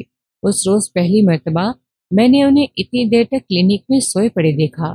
مجھے صفائی کرنی تھی، میں نے انہیں نہیں جگایا اور پنکھا بند کر کے اپنے کام میں لگ گیا۔ میرا خیال تھا پنکھا بند ہونے کے بعد وہ خود ہی اٹھ جائیں گے، لیکن یہ دیکھ کر مجھے حیرت ہوئی کہ ان کے جسم میں ذرا سی بھی حرکت نہیں ہوئی تھی۔ فطری تجسس مجھے ڈاکٹر کے قریب لے گیا اور میں نے جھک کر ان کا جائزہ لیا۔ اسی وقت مجھ پر انکشاف ہوا کہ وہ سانس بھی نہیں لے رہے۔ پہلا خیال میرے ذہن میں یہی آیا کہ وہ زندہ نہیں ہے۔ پھر تم نے کیا کیا؟ وکیل استغاثہ نے فوراً سوال داغ دیا۔ گواہ نے بتایا، میں فوری طور پر کلینک سے باہر آیا اور نادر خان کو اس بارے میں بتایا۔ نادر خان کا چائے خانہ کلینک کے ساتھ ہی ہے۔ جب میں نادر خان کو ڈاکٹر صاحب کی حالت کے بارے میں بتا رہا تھا تو اسی وقت آصف بھی کلینک پہنچ گیا۔ وہ بھی اس صورتحال سے گھبرا گیا۔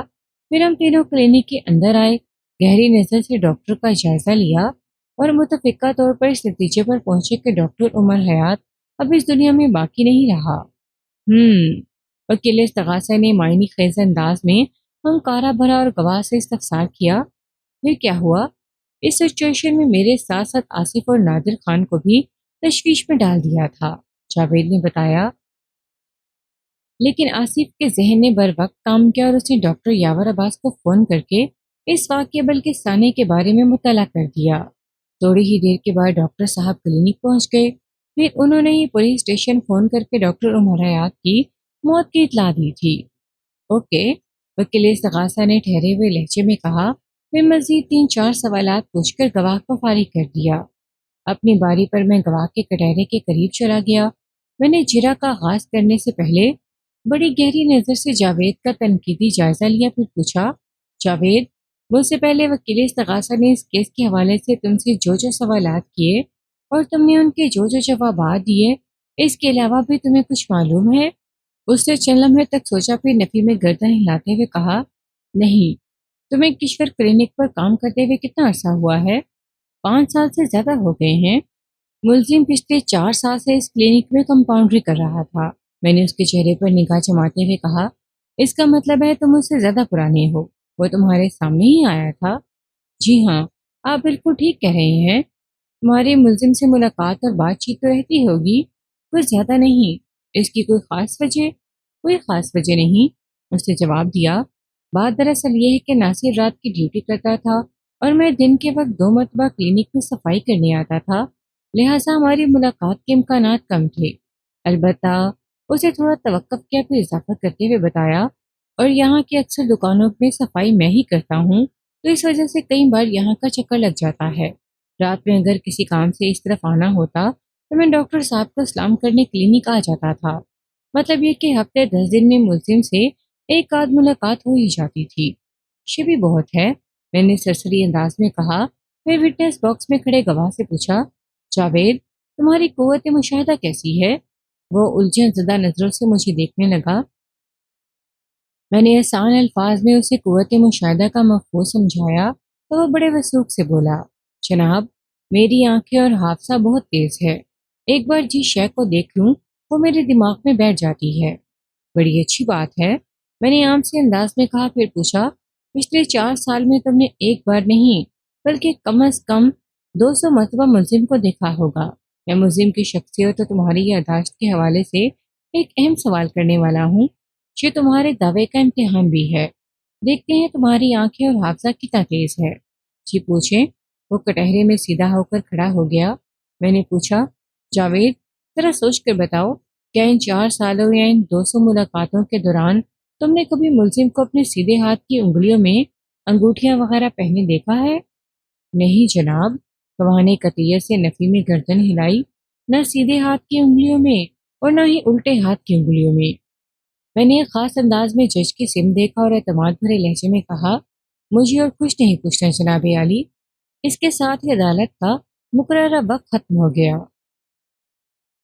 منظر اسی عدالت کا تھا اور وٹنس باکس میں استغاثہ کا گواہ اور کشور کلینک میں دن کی ڈیوٹی کرنے والا ڈسپنسر آصف علی کھڑا تھا۔ آصف پستہ قامت ایک ساملا نوجوان تھا، عمر 22-23 سال رہی ہوگی۔ آصف نے حلفیہ بیان ریکارڈ کروایا۔ وکیل استغاثہ نے چند سوالات کے بعد اسے فارغ کر دیا تو میں نے جج کی اجازت حاصل کر کے چراغ کے لیے وٹنس باکس کے قریب چلا گیا۔ وکیل استغاثہ نے اسے جو سوال پوچھے تھے میری نظر میں ان کی زیادہ اہمیت نہیں تھی، لہٰذا میں نے انہیں دہرانے شان پر تنقید کرنا ضروری نہ سمجھا اور اپنے مخصوص انداز میں عدالتی کارروائی کو آگے بڑھاتے ہوئے گواہ سے پوچھا، آصف علی، کیا یہ سچ ہے کہ تمہیں کشور کلینک پر کام کرتے ہوئے صرف 1 سال ہوا ہے؟ جی یہ سچ ہے، اسے جواب دیا۔ کیا تم نے کشور کلینک سے اپنے کریئر کا آغاز کیا تھا؟ جی نہیں، اس سے پہلے میں ڈاکٹر عثمان حیدر کے کلینک پر کام کرتا تھا، وہ وضاحت کرتے ہوئے بولا۔ 6 کلینک ملے کے قریب VIP کالونی میں ہے۔ جب تم نے کشور کلینک پر ملازمت کی تو تمہاری تنخواہ کتنی لگائی گئی تھی؟ 600 روپے۔ اس وقت، میرا مطلب ہے وقوع کے وقت تمہاری تنخواہ کتنی تھی؟ 800 روپے، اس نے بتایا۔ میں نے پوچھا، آصف علی، تم روزانہ 10 بجے کے قریب کلینک پہنچتے ہو، اس وقت سویپر جاوید یا تو کلینک کی صفائی کر رہا ہوتا ہے یا پھر تم چند منٹ اس سے پہلے آ جاتے ہو۔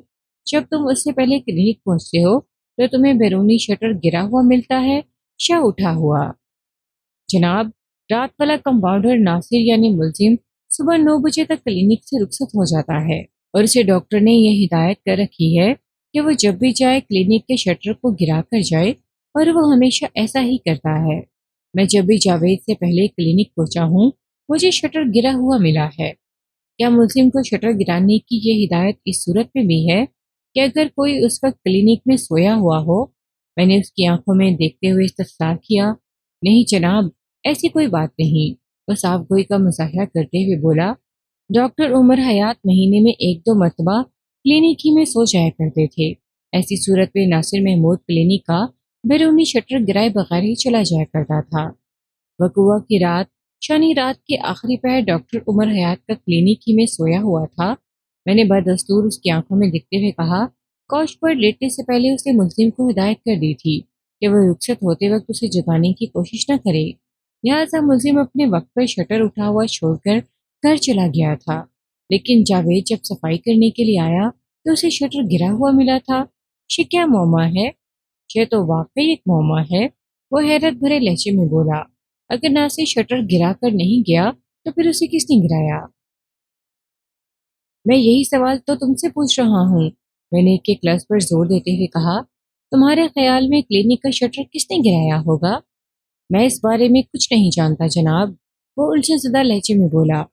ٹھیک ہے، میں نے قدرے نرمی سے کہا، پھر پوچھا، آصف علی، کیا تم نے کسی بینک وغیرہ میں اکاؤنٹ بھی کھول رکھا ہے؟ جی ہاں، میں ایک مقامی بینک کا اکاؤنٹ ہولڈر ہوں، اس نے جواب دیا، پھر اپنے بینک کا نام بھی بتایا۔ میں بار بار سوالات کا زاویہ تبدیل کر رہا تھا تاکہ گواہ کو مطلق احساس نہ ہو کہ میں اس کی بے خبری میں اس کی زبان سے کون سا راز نکلوانے کی کوشش کر رہا ہوں۔ میں نے اپنے مخصوص انداز میں اجرا کے سلسلے کو آگے بڑھاتے ہوئے سوال کیا، آصف علی، وقوع کے روز تم نے فون کر کے ڈاکٹر یاور عباس کو کلینک بلوایا تھا؟ ڈاکٹر یاور نے آتے ہی اپنے ماموں کی موت کی تصدیق کر دی، پھر فون کر کے پولیس کو اس واقعے کی اطلاع دی گئی۔ میں لمحے بھر کو رکا، پھر اضافہ کیا، پولیس کی آمد سے قبل ہی تم نے کلینک کا معائنہ کر کے یہ بھی پتہ چلا لیا کہ اس دن کا سارا کیش بھی غائب تھا۔ یہ کیا ماجرا ہے؟ माजरा क्या है जी? वो आम से लहजे में बोला। बस कैश गायब था। ऐसी बात नहीं बनेगी, मैंने ठहरे हुए लहजे में कहा। जरा तफसील से मुझे बताओ कि क्लिनिक के अंदर कितना कैश था, कहाँ रखा था और क्यों रखा था। उसने खंकार कर गला साफ किया और बताने लगा, जनाब, बात दरअसल ये है कि हमारे क्लिनिक पर मरीजों से डॉक्टर साहब पैसे नहीं लेते, बल्कि चार्जिंग हम लोग करते हैं। डॉक्टर साहब मरीज के नुस्खे पर ऊपर एक कोने में खुफिया कोड डाल दिया करते थे। हम समझ जाते थे कि मरीज से कितने पैसे वसूल करना है। रात को जब हमारी शिफ्ट तब्दील होती थी तो मैं पर्चियों के मुताबिक हिसाब बनाकर नासिर को दे जाता था। इसके बाद उसका काम शुरू हो जाता। वो सुबह रुखसत होते वक्त अपना हिसाब बनाता और उन दोनों हिसाबों वाली पर्चियां उन दिनों रात की आमदनी की रकम को एक लिफाफे में डालकर डॉक्टर यावर साहब की मेज के दराज में रख दिया जाता था। वो लम्हे भर को सांस लेने के लिए मुतवक्कफ हुआ, फिर अपनी बात को आगे बढ़ाते हुए बोला, वकूआ के रोज, मेरा मतलब है एक दिन पहले यानी 3 फरवरी को दिन और रात के पहले हिस्से का मजमूई हिसाब 2,000 रुपये बना था, जो कि मैंने नासिर के हवाले किया और अपने घर रुखसत हो गया। इसके बाद क्लिनिक पर क्या वाकयात पेश आए उसकी मुझे कुछ खबर नहीं। सुबह जब मैं क्लिनिक पहुंचा तो पता चला कि किसी ने गला दबाकर डॉक्टर उमर हयात को कत्ल कर दिया है। पुलिस को फोन करने के बाद जब डॉक्टर यावर और मैंने मेज की वो दराज देखी जिसमें कैश रखा जाता था तो हमें हैरत का एक झटका लगा। वहाँ दिन और रात के मरीजों का मुकम्मल हिसाब तो लिख रखा था, मगर रकम गायब थी। नासिर के हाथ का हिसाब भी बना हुआ था, जिसके मुताबिक रात को क्लिनिक के 2,500 की आमदनी हुई थी। यानी रात और दिन की रकम मिलाकर कुल 4,500 रुपये बनते थे, जो कि मेज के दराज में मौजूद नहीं थे। इन हालात में जहन नासिर की तरफ ही जा सकता था। लिहाजा पुलिस आई, उन्होंने मौके की कार्रवाई की और हालात व वाकयात की रोशनी में नासिर को उसके घर से गिरफ्तार कर लिया। ये है जनाब कुल कहानी। खासी दिलचस्प और सनसनीखेज कहानी है, मैंने मजा लेने वाले अंदाज में कहा। फिर पूछा, आसिफ अली ये बताओ, ये बात किस किस को मालूम थी कि दिन और रात की भर की आमदनी को क्यों डॉक्टर यावर अब्बास की बेस की दराज में रख दिया जाता है? दोनों डॉक्टरों और दोनों डिस्पेंसरों के अलावा कोई पांचवा शख्स ये बात नहीं जानता था। वो परवसूख लहजे में बोला, और जहाँ तक रकम दराज में छोड़ने का सवाल है तो ये तरीका बिल्कुल महफूज था। ये रकम कोई यूं ही खुली नहीं छोड़ी जाती थी, बल्कि एक लिफाफे में रखकर उसे डॉक्टर साहब के मुख्तलिफ आलात के नीचे दबा दिया जाता था। मज़कूरा दराज में डॉक्टर साहब के मरीजों के कान, गला और आंखें वगैरह चेक करने के आलात रखते थे। हम चारों के अलावा अगर कोई शख्स वो दराज खोलकर अंदर झांक भी ले तो उसकी समझ में कुछ नहीं आएगा। गोया रकम की चोरी का सेहरा उन्हीं 4 अफराद में से किसी एक के सर बांधा जा सकता है, मैंने सनसनाते हुए लहजे में कहा। लेकिन असूलन 4 में से 2 अफराद को कट करना पड़ेगा, ये जरूरी है। नंबर 1 मकतूल, नंबर 2 डॉक्टर यावर। उमर हयात को कत्ल कर दिया गया, लिहाजा उस पर चोरी का शुबा नहीं किया जा सकता, और यावर अब्बास चोरी के लम्हात में अपने घर में मौजूद था, लिहाजा वो भी शक से बरी ठहरता है। बाकी बचे हो तुम दोनों, यानी मुलजिम नासिर महमूद और इस तकाजा का गवाह आसिफ अली। कहीं ये चोरी, और मैं जानता हूँ इस चोरी में मेरा कोई हाथ नहीं। मेरी बात मुकम्मल होने से पहले ही वो बोल उठा, क्योंकि मैं रात का गया जब सुबह क्लिनिक पहुंचा तो कत्ल और चोरी की वारदात के वाकयात पेश आ चुके थे। मैंने उस पर मजीद कोई वार नहीं किया ताकि उसका ध्यान बढ़ जाए। अचानक मैंने एक मरतबा फिर सवालात का जाविया तब्दील कर दिया और कटहरे में गवाह से पूछा, आसिफ अली, आपने मुलजिम के साथ मिलकर तकरीबन 1 साल काम किया है। मेरा इशारा रात 10 बजे से 11 बजे तक कंबाइंड ड्यूटी की जानिब है। इस दौरान में तुमने मुलजिम की शख्सियत, बोल चाल के अंदाज, अतवार व आदात वगैरह का खासा गहरा मुशाहदा किया होगा। जरा सोच कर बताओ, क्या मुलजिम हाथ की उंगलियों में अंगूठियां वगैरह पहनने का भी शौकीन था? जी नहीं, गवाह ने कतईयत से जवाब दिया। मैंने उसे किसी उंगली में कभी कोई अंगूठी पहने हुए नहीं देखा। आसिफ अली से पहले स्वीपर जावेद ने भी इस बात की तस्दीक की थी कि मुलजिम अंगूठियां वगैरह पहनने का आदी या शौकीन नहीं था, लेकिन पोस्टमार्टम वाली फाइल में जो रिपोर्ट्स लगी हुई थी उनमें से एक बड़े वाज़ेह तौर पर लिखा था कि कातिल ने अपने दाएं हाथ की 2 उंगलियों में अंगूठियां वगैरह पहन रखी थी। मकतूल की गर्दन पर से तलाश किए जाने वाले उंगलियों के निशानात के साथ ही अंगूठियों के मखसूस दबाव के आसार भी नोट किए गए थे, और पोस्टमार्टम रिपोर्ट का यह नुक्ता मेरे मुवक्किल के हक में जाता था, کیونکہ حالات و واقعات اور ثبوت و شہادت کی روح سے ملزم ناصر محمود انگوٹھیاں نہیں پہنا کرتا تھا۔ کرسی انصاف پر براجمان جج بڑی دلچسپی سے مجھے دیکھ رہا تھا، میری کارکردگی اور مقصد کو اچھی طرح سمجھ رہا تھا۔ میں نے زیر لب مسکراتے ہوئے وکیل استغاثہ کی جانب دیکھا اور ایک مرتبہ پھر اپنی توجہ استغاثہ کے گواہ پر مرکوز کر دی۔ آصف، میں نے کٹہرے میں کھڑے گواہ سے مخاطب ہوتے ہوئے پوچھا، اگر میں تم سے کوئی ذاتی نوعیت کا سوال کروں تو تمہیں کوئی اعتراض تو نہیں ہوگا؟ جی نہیں، بالکل نہیں، وہ دو ٹوک لہجے میں بولا۔ میں نے استفسار کیا، تمہارے اکاؤنٹ میں اس وقت کتنی رقم ہوگی؟ مجھے صحیح اندازہ نہیں ہے، وہ گڑبڑائے ہوئے لہجے میں بولا۔ کافی عرصے سے میں نے اپنا اکاؤنٹ چیک نہیں کیا۔ تم عموماً کتنے دنوں کے بعد اپنا اکاؤنٹ چیک کرتے ہو؟ میں اس کی زیادہ ضرورت محسوس نہیں کرتا۔ اس کا مطلب ہے تمہارے اکاؤنٹ میں بڑی رقم جمع نہیں رہتی، میں نے اس کی آنکھوں میں جھانکتے ہوئے کہا، مثلاً لاکھوں کروڑوں؟ جناب، آپ لاکھوں کروڑوں کی بات کر رہے ہیں، وہ طنزیہ لہجے میں بولا۔ جس شخص کی ماہانہ تنخواہ 800 روپے ہو، اس کا اکاؤنٹ اتنا صحت مند کیسے ہو سکتا ہے؟ میں نے یہ اکاؤنٹ بچت کے لیے کھولا تھا، کبھی 200 کبھی 400 اس پہ جمع کروا دیتا ہوں۔ اس وقت بمشکل میرے اکاؤنٹ میں 2-2.5 ہزار روپے ہوں گے جو میں نے پچھلے 1-1.5 سال میں پیسہ پیسہ جمع کیے ہیں۔ 200-400 جمع کراتے رہے ہو اور اس وقت تمہارا بیلنس 2.5 ہزار سے زیادہ نہیں، میں نے خود کلامی کے انداز میں کہا۔ پھر گواہ سے سوال کیا، ناصر، کیا تم نے صرف ایک ہی بینک میں اکاؤنٹ کھول رکھا ہے یا؟ میں نے دانستہ جملہ ادھورا چھوڑا تو وہ اضطراری لہجے میں بولا، صرف ایک بینک، وہی بینک جس کے بارے میں آپ کو بتا چکا ہوں۔ آصف علی، میرے سوالات میں اچانک تیزی آ گئی۔ ذرا سوچ کر بتاؤ، پچھلے 1 سال کے دوران میں تم نے کبھی کوئی بڑی رقم بینک میں جمع کرائی ہو، مثلاً 3، 4 یا 5 ہزار؟ نہیں جناب، وہ بائیں ہاتھ کی پشت سے ماسک کے پسینے کو پوچھتے ہوئے بولا، ایسا تو میری زندگی میں کبھی نہیں ہوا۔ زندگی میں کبھی نہیں ہوا، میں نے ایک لفظ پر زور دیتے ہوئے درست لہجے میں کہا۔ تو اس کا مطلب ہے یہ عدالت تمہیں زندہ نہ سمجھے، اس وقت تم زندگی سے خالی ہو؟ جی جی، میں کچھ سمجھا نہیں، وہ آنکھیں پٹ پٹائے ہوئے بولا۔ اس نے حیرت اور الجھن کی اداکاری کی تھی، جیسے میں جو بھی کہنا چاہتا تھا وہ اسے مطلق بے خبر ہو، لیکن اس کی یہ ایکٹنگ مجھے قطعاً متاثر نہیں کر سکی تھی۔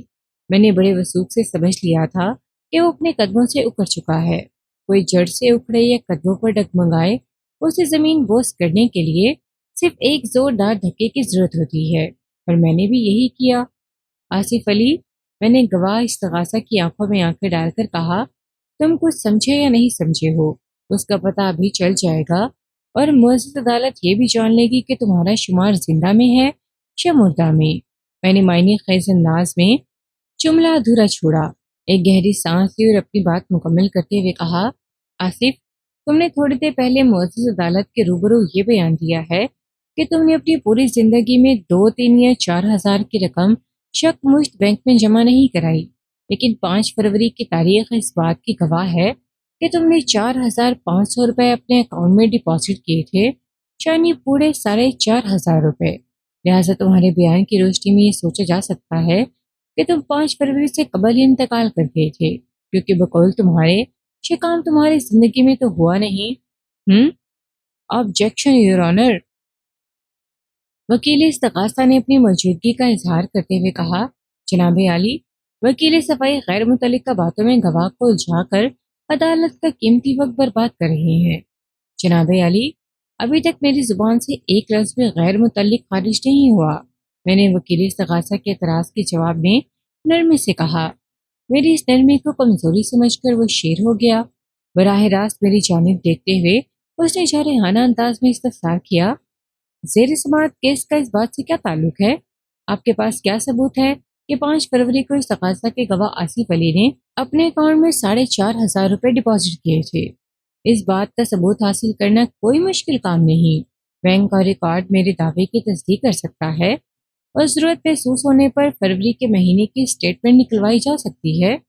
لیکن میں نے معنی خیز انداز میں جملہ ادھورا چھوڑا، پھر افسوسناک انداز میں گردن ہلاتے ہوئے کہا، میرے فاضل دوست، میرا جی چاہ رہا ہے کہ آپ کی عقل، یا کم از کم آپ کی یادداشت پر گہرے رنج و غم کا اظہار کروں، بلکہ اگر موقع ملے تو ماتم بھی کر ڈالوں۔ کیوں؟ وہ سلگ کر بولا، میں نے ایسا کیا کر دیا ہے؟ میں نے اس کی سلگن پر نمک پاشی کرتے ہوئے نہایت کڑوے لہجے میں کہا، آپ کی یادداشت کا میں نے اس لیے ذکر کیا ہے کہ ڈاکٹر عمر حیات کا قتل 4 فروری کی صبح ہوا تھا، اور اسی روز یہ انکشاف بھی ہوا تھا کہ کلینک کے دن رات کی آمدنی مبلغ 4,000 روپے ڈاکٹر کی میز کی درازے سے غائب ہو گئی تھی۔ ان دونوں معاملات کو میرے موکل کی گردن سے لپیٹ کر آپ اس طرح خوش ہو رہے ہیں کہ جیسے کوئی دنیا کا عظیم کارنامہ انجام دے دیا ہے۔ انہی حالات میں وقوع کے اگلے روز یعنی 5 فروری کی صبح استغاثہ کا گواہ آصف علی اپنے اکاؤنٹ میں اتنی ہی مالیت کی رقم جمع کراتا ہے، لیکن معزز عدالت میں وہ اس بات کا دعوے دار ہے کہ اس نے زندگی میں کبھی اتنی بڑی رقم ڈپازٹ نہیں کی۔ میں نے چند لمحات کے لیے توقف کیا، ایک گہری سانس خارج کی اور وکیل استغاثہ کی آنکھوں میں آنکھیں ڈال کر کہا، اور میرے فاضل دوست، آپ کی عقل کا ماتم تو میں اس ذیل میں کرنا چاہتا ہوں کہ آپ کو ان دو واقعات بلکہ دو معاملات میں کوئی ربط ضبط اور تعلق واسطہ نظر نہیں آ رہا ہے نا؟ یہ بڑے افسوس کی بات۔ وکیل استغاثہ میرے اس کڑوے استفسار پر خجل سا ہو کے بگلے جھونکنے لگا۔ میں نے اسے ندامت و شرمندگی کے بحر بے قرار میں ڈبکیاں کھاتے چھوڑا اور استغاثہ کے گواہ آصف علی کے جانب متوجہ ہو گیا۔ آصف، میں نے ڈانٹ سے مشابہ انداز میں کہا، تم نے 5 فروری کو اپنے اکاؤنٹ میں 4,500 روپے جمع کرائے تھے یا نہیں؟ مجھے ہاں یا نہ میں جواب چاہیے، اور یہ مت سوچنا کہ میں نے بینک سٹیٹمنٹ والی بات ایسے ہی کی ہے، اسے خالی دھمکی نہ سمجھنا۔ میں نے اس سلسلے میں تمہارے بینک مینیجر سے بات کر لی ہے، بس عدالت کے حکم کی دیر ہے۔ ہاں، وہ کمزور سے لہجے میں بولا اور کٹہرے کے ریلنگ کو پکڑ کر کھڑا ہو گیا۔ میں نے بینک مینیجر سے بات کرنے کا محض جھانسا دیا تھا، یہ حقیقت نہیں تھی، مگر وہ حوصلہ ہار گیا۔ میں نے بڑی سرعت سے اس کی کمر پر کاری وار کیا، یہ وہی رقم تھی نا جو تم نے ڈاکٹر کی میز کی دراز میں سے چرائی تھی؟ ڈاکٹر عمر حیات کو میں نے ڈاکٹر عمر حیات کو قتل نہیں کیا، میری بات پوری ہونے سے پہلے ہی وہ فریادی لہجے میں بولا، اور میں نے یہ رقم وہ بولتے بولتے ایسے رکا جیسے اسے اپنی غلطی کا احساس ہو گیا ہو، لیکن میں اس مرحلے پر اسے رکنے نہیں دینا چاہتا تھا۔ اس کی ادھوری بات کو مکمل کرتے ہوئے کہا، آصف، میں جانتا ہوں کہ تم نے ڈاکٹر عمر حیات کو قتل نہیں کیا، اور بس پورا رقم تم نے موقع سے فائدہ اٹھاتے ہوئے اس وقت چرائی جب تم ڈاکٹر یاور عباس کو فون کر کے کلینک کا معائنہ فرما رہے تھے، یہی کہنا چاہتے ہو نا؟ میں نے لمحے بھر پر رک کر سوالیہ نظروں سے گواہ کی طرف دیکھا اور اضافہ کرتے ہوئے کہا، وقوع کے روز کلینک کی جو صورتحال تھی، اس سے تم نے بھانپ لیا تھا کہ قتل کی اس واردات کا سارا شک ناصر محمود کی طرف جا رہا تھا، لہٰذا اس موقع کو غنیمت جانتے ہوئے تم نے دن اور رات بھر کی آمدنی اڑا لی۔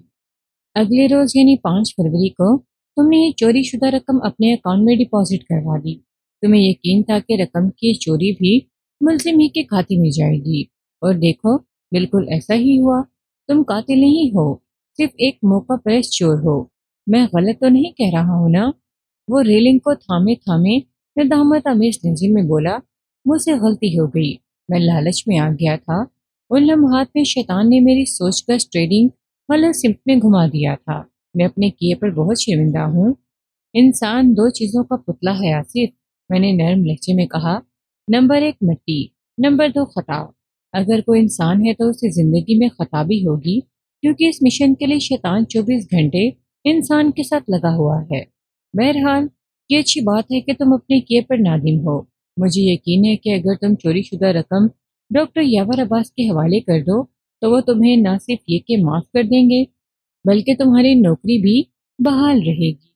بہت بہت مبارک ہو میرے فاضل دوست، رضوی نے تنزیہ لہجے میں کہا، آپ نے ایک کیس تو حل کر دیا، لیکن ڈاکٹر عمر حیات کے قتل کا معاملہ ابھی باقی ہے۔ استغاثہ کا ایک گواہ بھی تو بھی باقی ہے۔ میں نے اس کے طنز کا منہ توڑ جواب دیا، کیا مطلب؟ وہ چوکنا نظروں سے مجھے دیکھنے لگا۔ میں نے کہا، رضوی صاحب، میں نے کوئی ایسی پیچیدہ بات تو نہیں کر دی جس کا مطلب اخذ کرنا آپ کے بس میں نہ ہو؟ میں نے ڈرامائی انداز میں توقف کر کے وکیل استغاثہ کو گھورا اضافہ کرتے ہوئے کہا، استغاثہ کے گواہوں کی فہرست آپ کی جانب سے دائر کی گئی تھی، اور آپ ہی اپنے ایک ممبر کو بھولے بیٹھے ہیں۔ لگ بھگ نصف درجن گواہ شہادت کے لیے عدالت میں پیش ہو چکے ہیں، صرف ایک باقی بچا ہے۔ آپ اسے عدالت میں پیش کریں، آپ کا دوسرا مسئلہ خود بخود حل ہو جائے گا۔ میں نادر خان کی بات کر رہا ہوں۔ اس کے ساتھ ہی عدالت کا مقررہ وقت ختم ہو گیا۔ جج نے 4 روز بعد کی تاریخ دے کر عدالت برخاست کر دی۔ نادر خان ایک قوی الحبشہ اور دراز قامت شخص تھا۔ اس نے کھرپا قلموں کے ساتھ ایک مخصوص قسم کا ہیئر اسٹائل بنا رکھا تھا، تاہم اس کے سر کے بال زیادہ لمبے نہیں تھے۔ اس کی عمر 40-45 سال کے درمیان رہی ہوگی۔ جب وہ گواہی کے لیے عدالت میں پیش ہوا تو خاصا نروس دکھائی دیتا تھا۔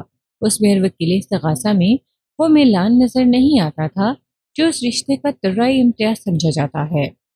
میں کوآرڈینیشن کے اس فقدان کا سبب جانتا تھا اور مجھے یقین تھا کہ جج کو بھی اس معاملے کا پورا آئیڈیا ہو چکا تھا۔ پچھلی پیشی پر سب کچھ واضح ہو گیا تھا۔ جبھی گزشتہ پیشی پر اس نے صرف 4 دن بعد کی تاریخ دی تھی۔ گواہ حلفیہ بیان ریکارڈ کرا چکا تو وکیل استغاثہ جرا کے لیے اس کے پاس پہنچ گیا۔ میری توقع کے برخلاف رضوی نے نہایت ہی مختصر سی جرا کے بعد مجھے ٹرن دے دی۔ وکیل استغاثہ کے اس ماٹھے طرز عمل سے ظاہر ہوتا تھا کہ اس کی تازی کم و بیش ٹھنڈے ٹھار ہو چکی ہیں۔ میں جج کی اجازت حاصل کر کے استغاثہ کے گواہ کی طرف بڑھ گیا۔ خان صاحب، میں نے اس کی آنکھوں میں دیکھتے ہوئے کہا، آپ مجھے تو اچھی طرح پہچانتے ہوں گے۔ شاید وہ مجھ سے ایسے سوال کی توقع نہیں کر رہا تھا۔ آنکھیں سکیڑ کر اس نے مجھے دیکھا اور نفی میں گردن ہلاتے ہوئے بولا، وکیل صاحب، میں آپ کو نہیں جانتا، بس اتنا پتا ہے کہ آپ ملزم کے وکیل ہیں۔ ملزم کا وکیل تو میں اس عدالت میں ہوں۔ میں نے اس کے تصور کے برخلاف خاصے دوستانہ انداز میں کہا، میں عدالت سے باہر واقع آپ کے ہوٹل کی بات کر رہا ہوں۔ میں اکثر آپ کے ہوٹل سے چائے پینے آ جاتا ہوں۔ آپ کی چائے کا اپنا ایک منفرد ذائقہ ہے اور چائے بنانے میں آپ اس قدر مگن ہوتے ہیں کہ شاید آپ نے کبھی مجھ پر دھیان نہیں دیا۔ آپ کے دونوں ہاتھ مشین کی طرح حرکت کرتے ہیں، اسی انہماک کے سبب آپ نے کبھی مجھ پر توجہ نہیں دی، ورنہ آپ دیکھتے ہی فوراً مجھے پہچان جاتے۔ میں نے ایک انوکھی چال چلی تھی۔ ہاں، ایسا ہو سکتا ہے، اس نے مختصر جواب دینے پر اکتفا کیا۔ میں نے کہا، لیکن آپ اپنے قریبی رشتہ داروں کو تو دیکھتے ہی پہچان لیتے ہوں گے۔ جی جی ہاں، وہ اس بات میں گردن ہلاتے ہوئے بولا۔ میں نے پوچھا، خان صاحب، آپ کو اپنی بہنوئی کا بہنوئی تو اچھی طرح یاد ہوگا۔ میں فیروز خان کی بات کر رہا ہوں، اس نے ایک مرتبہ پھر اس بات میں جواب دیا۔ میں نے اگلا سوال کیا، اگر آپ نے اپنے بہنوئی تقدیر خان کے بہنوئی فیروز خان کو یاد رکھا ہوا ہے تو پھر آپ فیروز خان کی بیوی یعنی تقدیر خان کی بہن کو بھی نہیں بھولے ہوں گے، اور وہ واقعہ بھی آپ کی یادداشت میں محفوظ ہوگا جب ایک رات کشور کلینک پر بل کی عدم ادائیگی کی وجہ سے مقتول ڈاکٹر عمر حیات نے فیروز خان کی بیوی زری گل کی تلائی بالیاں اتوا کر اپنے پاس گروی رکھ لی تھی۔ وہ دانت پیستے ہوئے کڑوے لہجے میں بولا، میں اس واقعے کو کبھی نہیں بھول سکتا۔ اس موقع پر زری گل نے میرا حوالہ بھی دیا تھا، لیکن اس درندے کو ذرا لحاظ نہ آیا اور اس نے نادر خان نے معنی خیز انداز میں جملہ ادھورا چھوڑا تو میں نے ٹٹولنے والے انداز میں پوچھا، غالباً آپ نے مقتول کو درندہ کہا ہے؟ جی ہاں، وہ تیش برے لہجے میں بولا۔ کیا آپ کے خیال میں اس نے انسانوں والی حرکت کی تھی؟ نہیں، بالکل نہیں، میں نے تائیدی انداز میں کہا۔ وہ ایک نہایت ہی گھٹیا اور انسانیت سے گری ہوئی حرکت تھی۔ میں تو کہتا ہوں ایسے درندوں کو پہلی فرصت میں موقع ملتے ہی تلف کر دینا چاہیے۔ میں نے اس کے اندر چھپے ہوئے ایک ایسے شخص کو باہر لانے کی کوشش کی تھی جو اس کیس میں مرد مذکور کی حیثیت کا حامل تھا۔ میرے ریمارکس پر وہ منہ سے کچھ نہیں بولا، تاہم اس کے چہرے کے تاثرات سے اندازہ ہوتا تھا کہ ڈاکٹر عمر حیات کے ذکر نے اسے آتش زیر پا کر دیا تھا۔ میں نے ایسا ظاہر کیا جیسے مجھے کچھ اچانک یاد آ گیا ہو۔ اضطراری لہجے میں نے استغاثہ کے گواہ سے پوچھا، اور ہاں خان صاحب، آپ کے ہاتھوں کا اب کیا حال ہے؟ آپ اپنی 2 انگلیوں کے علاج کے لیے کسی حکیم صاحب کی دوا کھا رہے تھے۔ آپ کے دائیں ہاتھ کی 2 انگلیوں میں پھل بہری کا مرض ہے نا؟ پھل بہری حکیم کا علاج؟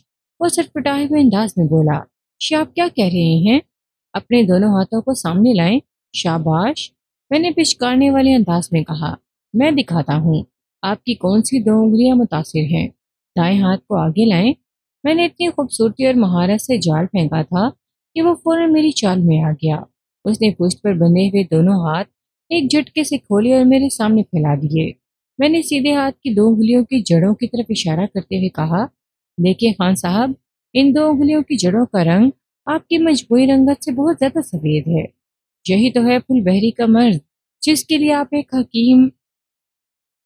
یہ پھل بہری نہیں ہے، وہ میری بات پوری ہونے سے پہلے ہی जोशीले लहजे में बोला, ये तो अंगूठियों की वजह से निशानात बन गए हैं। ऐसे वाज़ेह और गहरे निशानात हाथ की उंगलियों पर उस वक्त नमूदार होते हैं जब साले हाथ साल से अंगूठियां पहनी जा रही हों। मैंने जिरा के जाविये को अपने मकसद पर फोकस करते हुए धुआंधार अंदाज में कहा, अदालत में आने से पहले आपने अपनी अंगूठियां क्यों ताकी नादिर खान? कहीं आपके वकील ने आपको ये तो नहीं बता दिया था कि पिछली पेशियों पर अदालत में अंगूठियों का कुछ ज्यादा ही तस्करा हुआ है? तो क्या मतलब है आपका? वो बिखरी हुई आवाज में बोला, मेरा मतलब ये है कि, मैंने सनसनाते हुए लहजे में कहा, दरिंदों को तल्फ करना जरूरी हो जाए तो इंसान मौका महल देकर फायदा उठाने से नहीं चूकता। अगर शटर भी खुला हुआ मिल जाए और ये भी पता हो कि दरिंदा गहरी नींद में है तो खामखा दोनों हाथों की उंगलियों में बड़ी कातिलाना सी ससराहट होने लगती है। आपने भी, मेरी बात मुकम्मल नहीं होने पाई थी कि अदालत के कमरे में एक अजीब वाक़या रूनुमा हुआ। इस तगाजा के आखिरी गवाह नादिर खान ने कटहरे में से निकलकर अचानक खारजी दरवाजे की जानिब दौड़ लगा दी। इस सूरत हाल ने जज को हंगामी अहकाम सादिर करने पर मजबूर कर दिया। मुतल्लिका अदालत में शामिल दो सादा लिबास पुलिस एहलकारों ने आन बाहर में जस्त भरी और अदालत के दरवाजे तक पहुंचने से पहले ही नादिर खान को दबोच लिया। इस कार्रवाई में केस के इंक्वायरी ऑफिसर सब इंस्पेक्टर इमदाद अली ने भी सादा लिबास एहलकारों की भरपूर मदद की। मेरी मेहनत ने आइयों की आंखें खोल दी थीं। नादिर खान से इकबाल जुर्म कराने में पुलिस को ज़्यादा मेहनत नहीं करना पड़ी। पोस्टमार्टम की रिपोर्ट के मुताबिक अंगूठियां पहने दो मजबूत हाथों ने मकतूल का गला दबाकर उसे मौत से हमकनार किया था।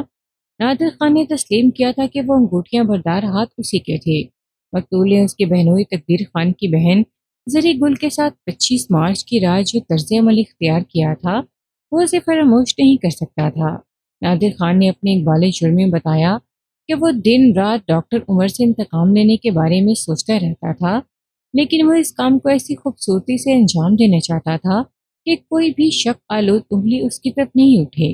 4 फरवरी की सुबह 8 बजे जब मुलजिम नासिर महमूद घर जाने लगा तो उसे नादिर खान को बताया कि वो क्लिनिक का शटर नहीं गिरा कर जा रहा क्योंकि अंदर डॉक्टर उमर हयात सोया हुआ है।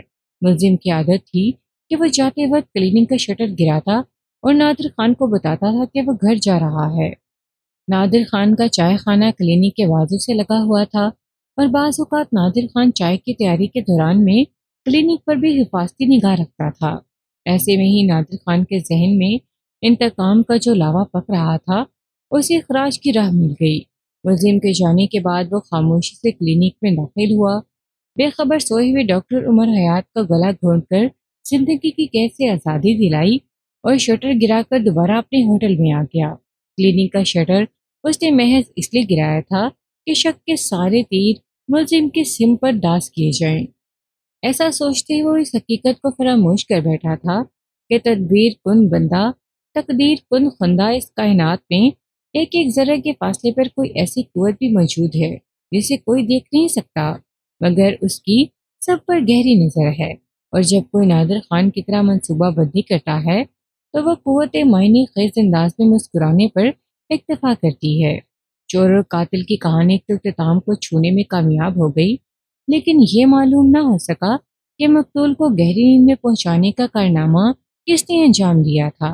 बिलाखिर यही सोच लिया गया कि मकतूल डॉक्टर उमर हयात ने सोने से कबल कोई मस्कन दवा ले ली होगी और वो दवा ओवरडोज हो गई होगी। सियाने लोग शायद इसीलिए मियाना रवि पर जोर देते हैं और ये ओवर एंड अंडर वाले मामले हमेशा इंसान के लिए मसाइब खड़े करते हैं और बाज़ औक़ात मसाइब के ये पहाड़ इस कदर बुलंद और वज़नी होते हैं कि इंसान की उम्र और हयात उनके बोझ तले पिसकर रह जाती है।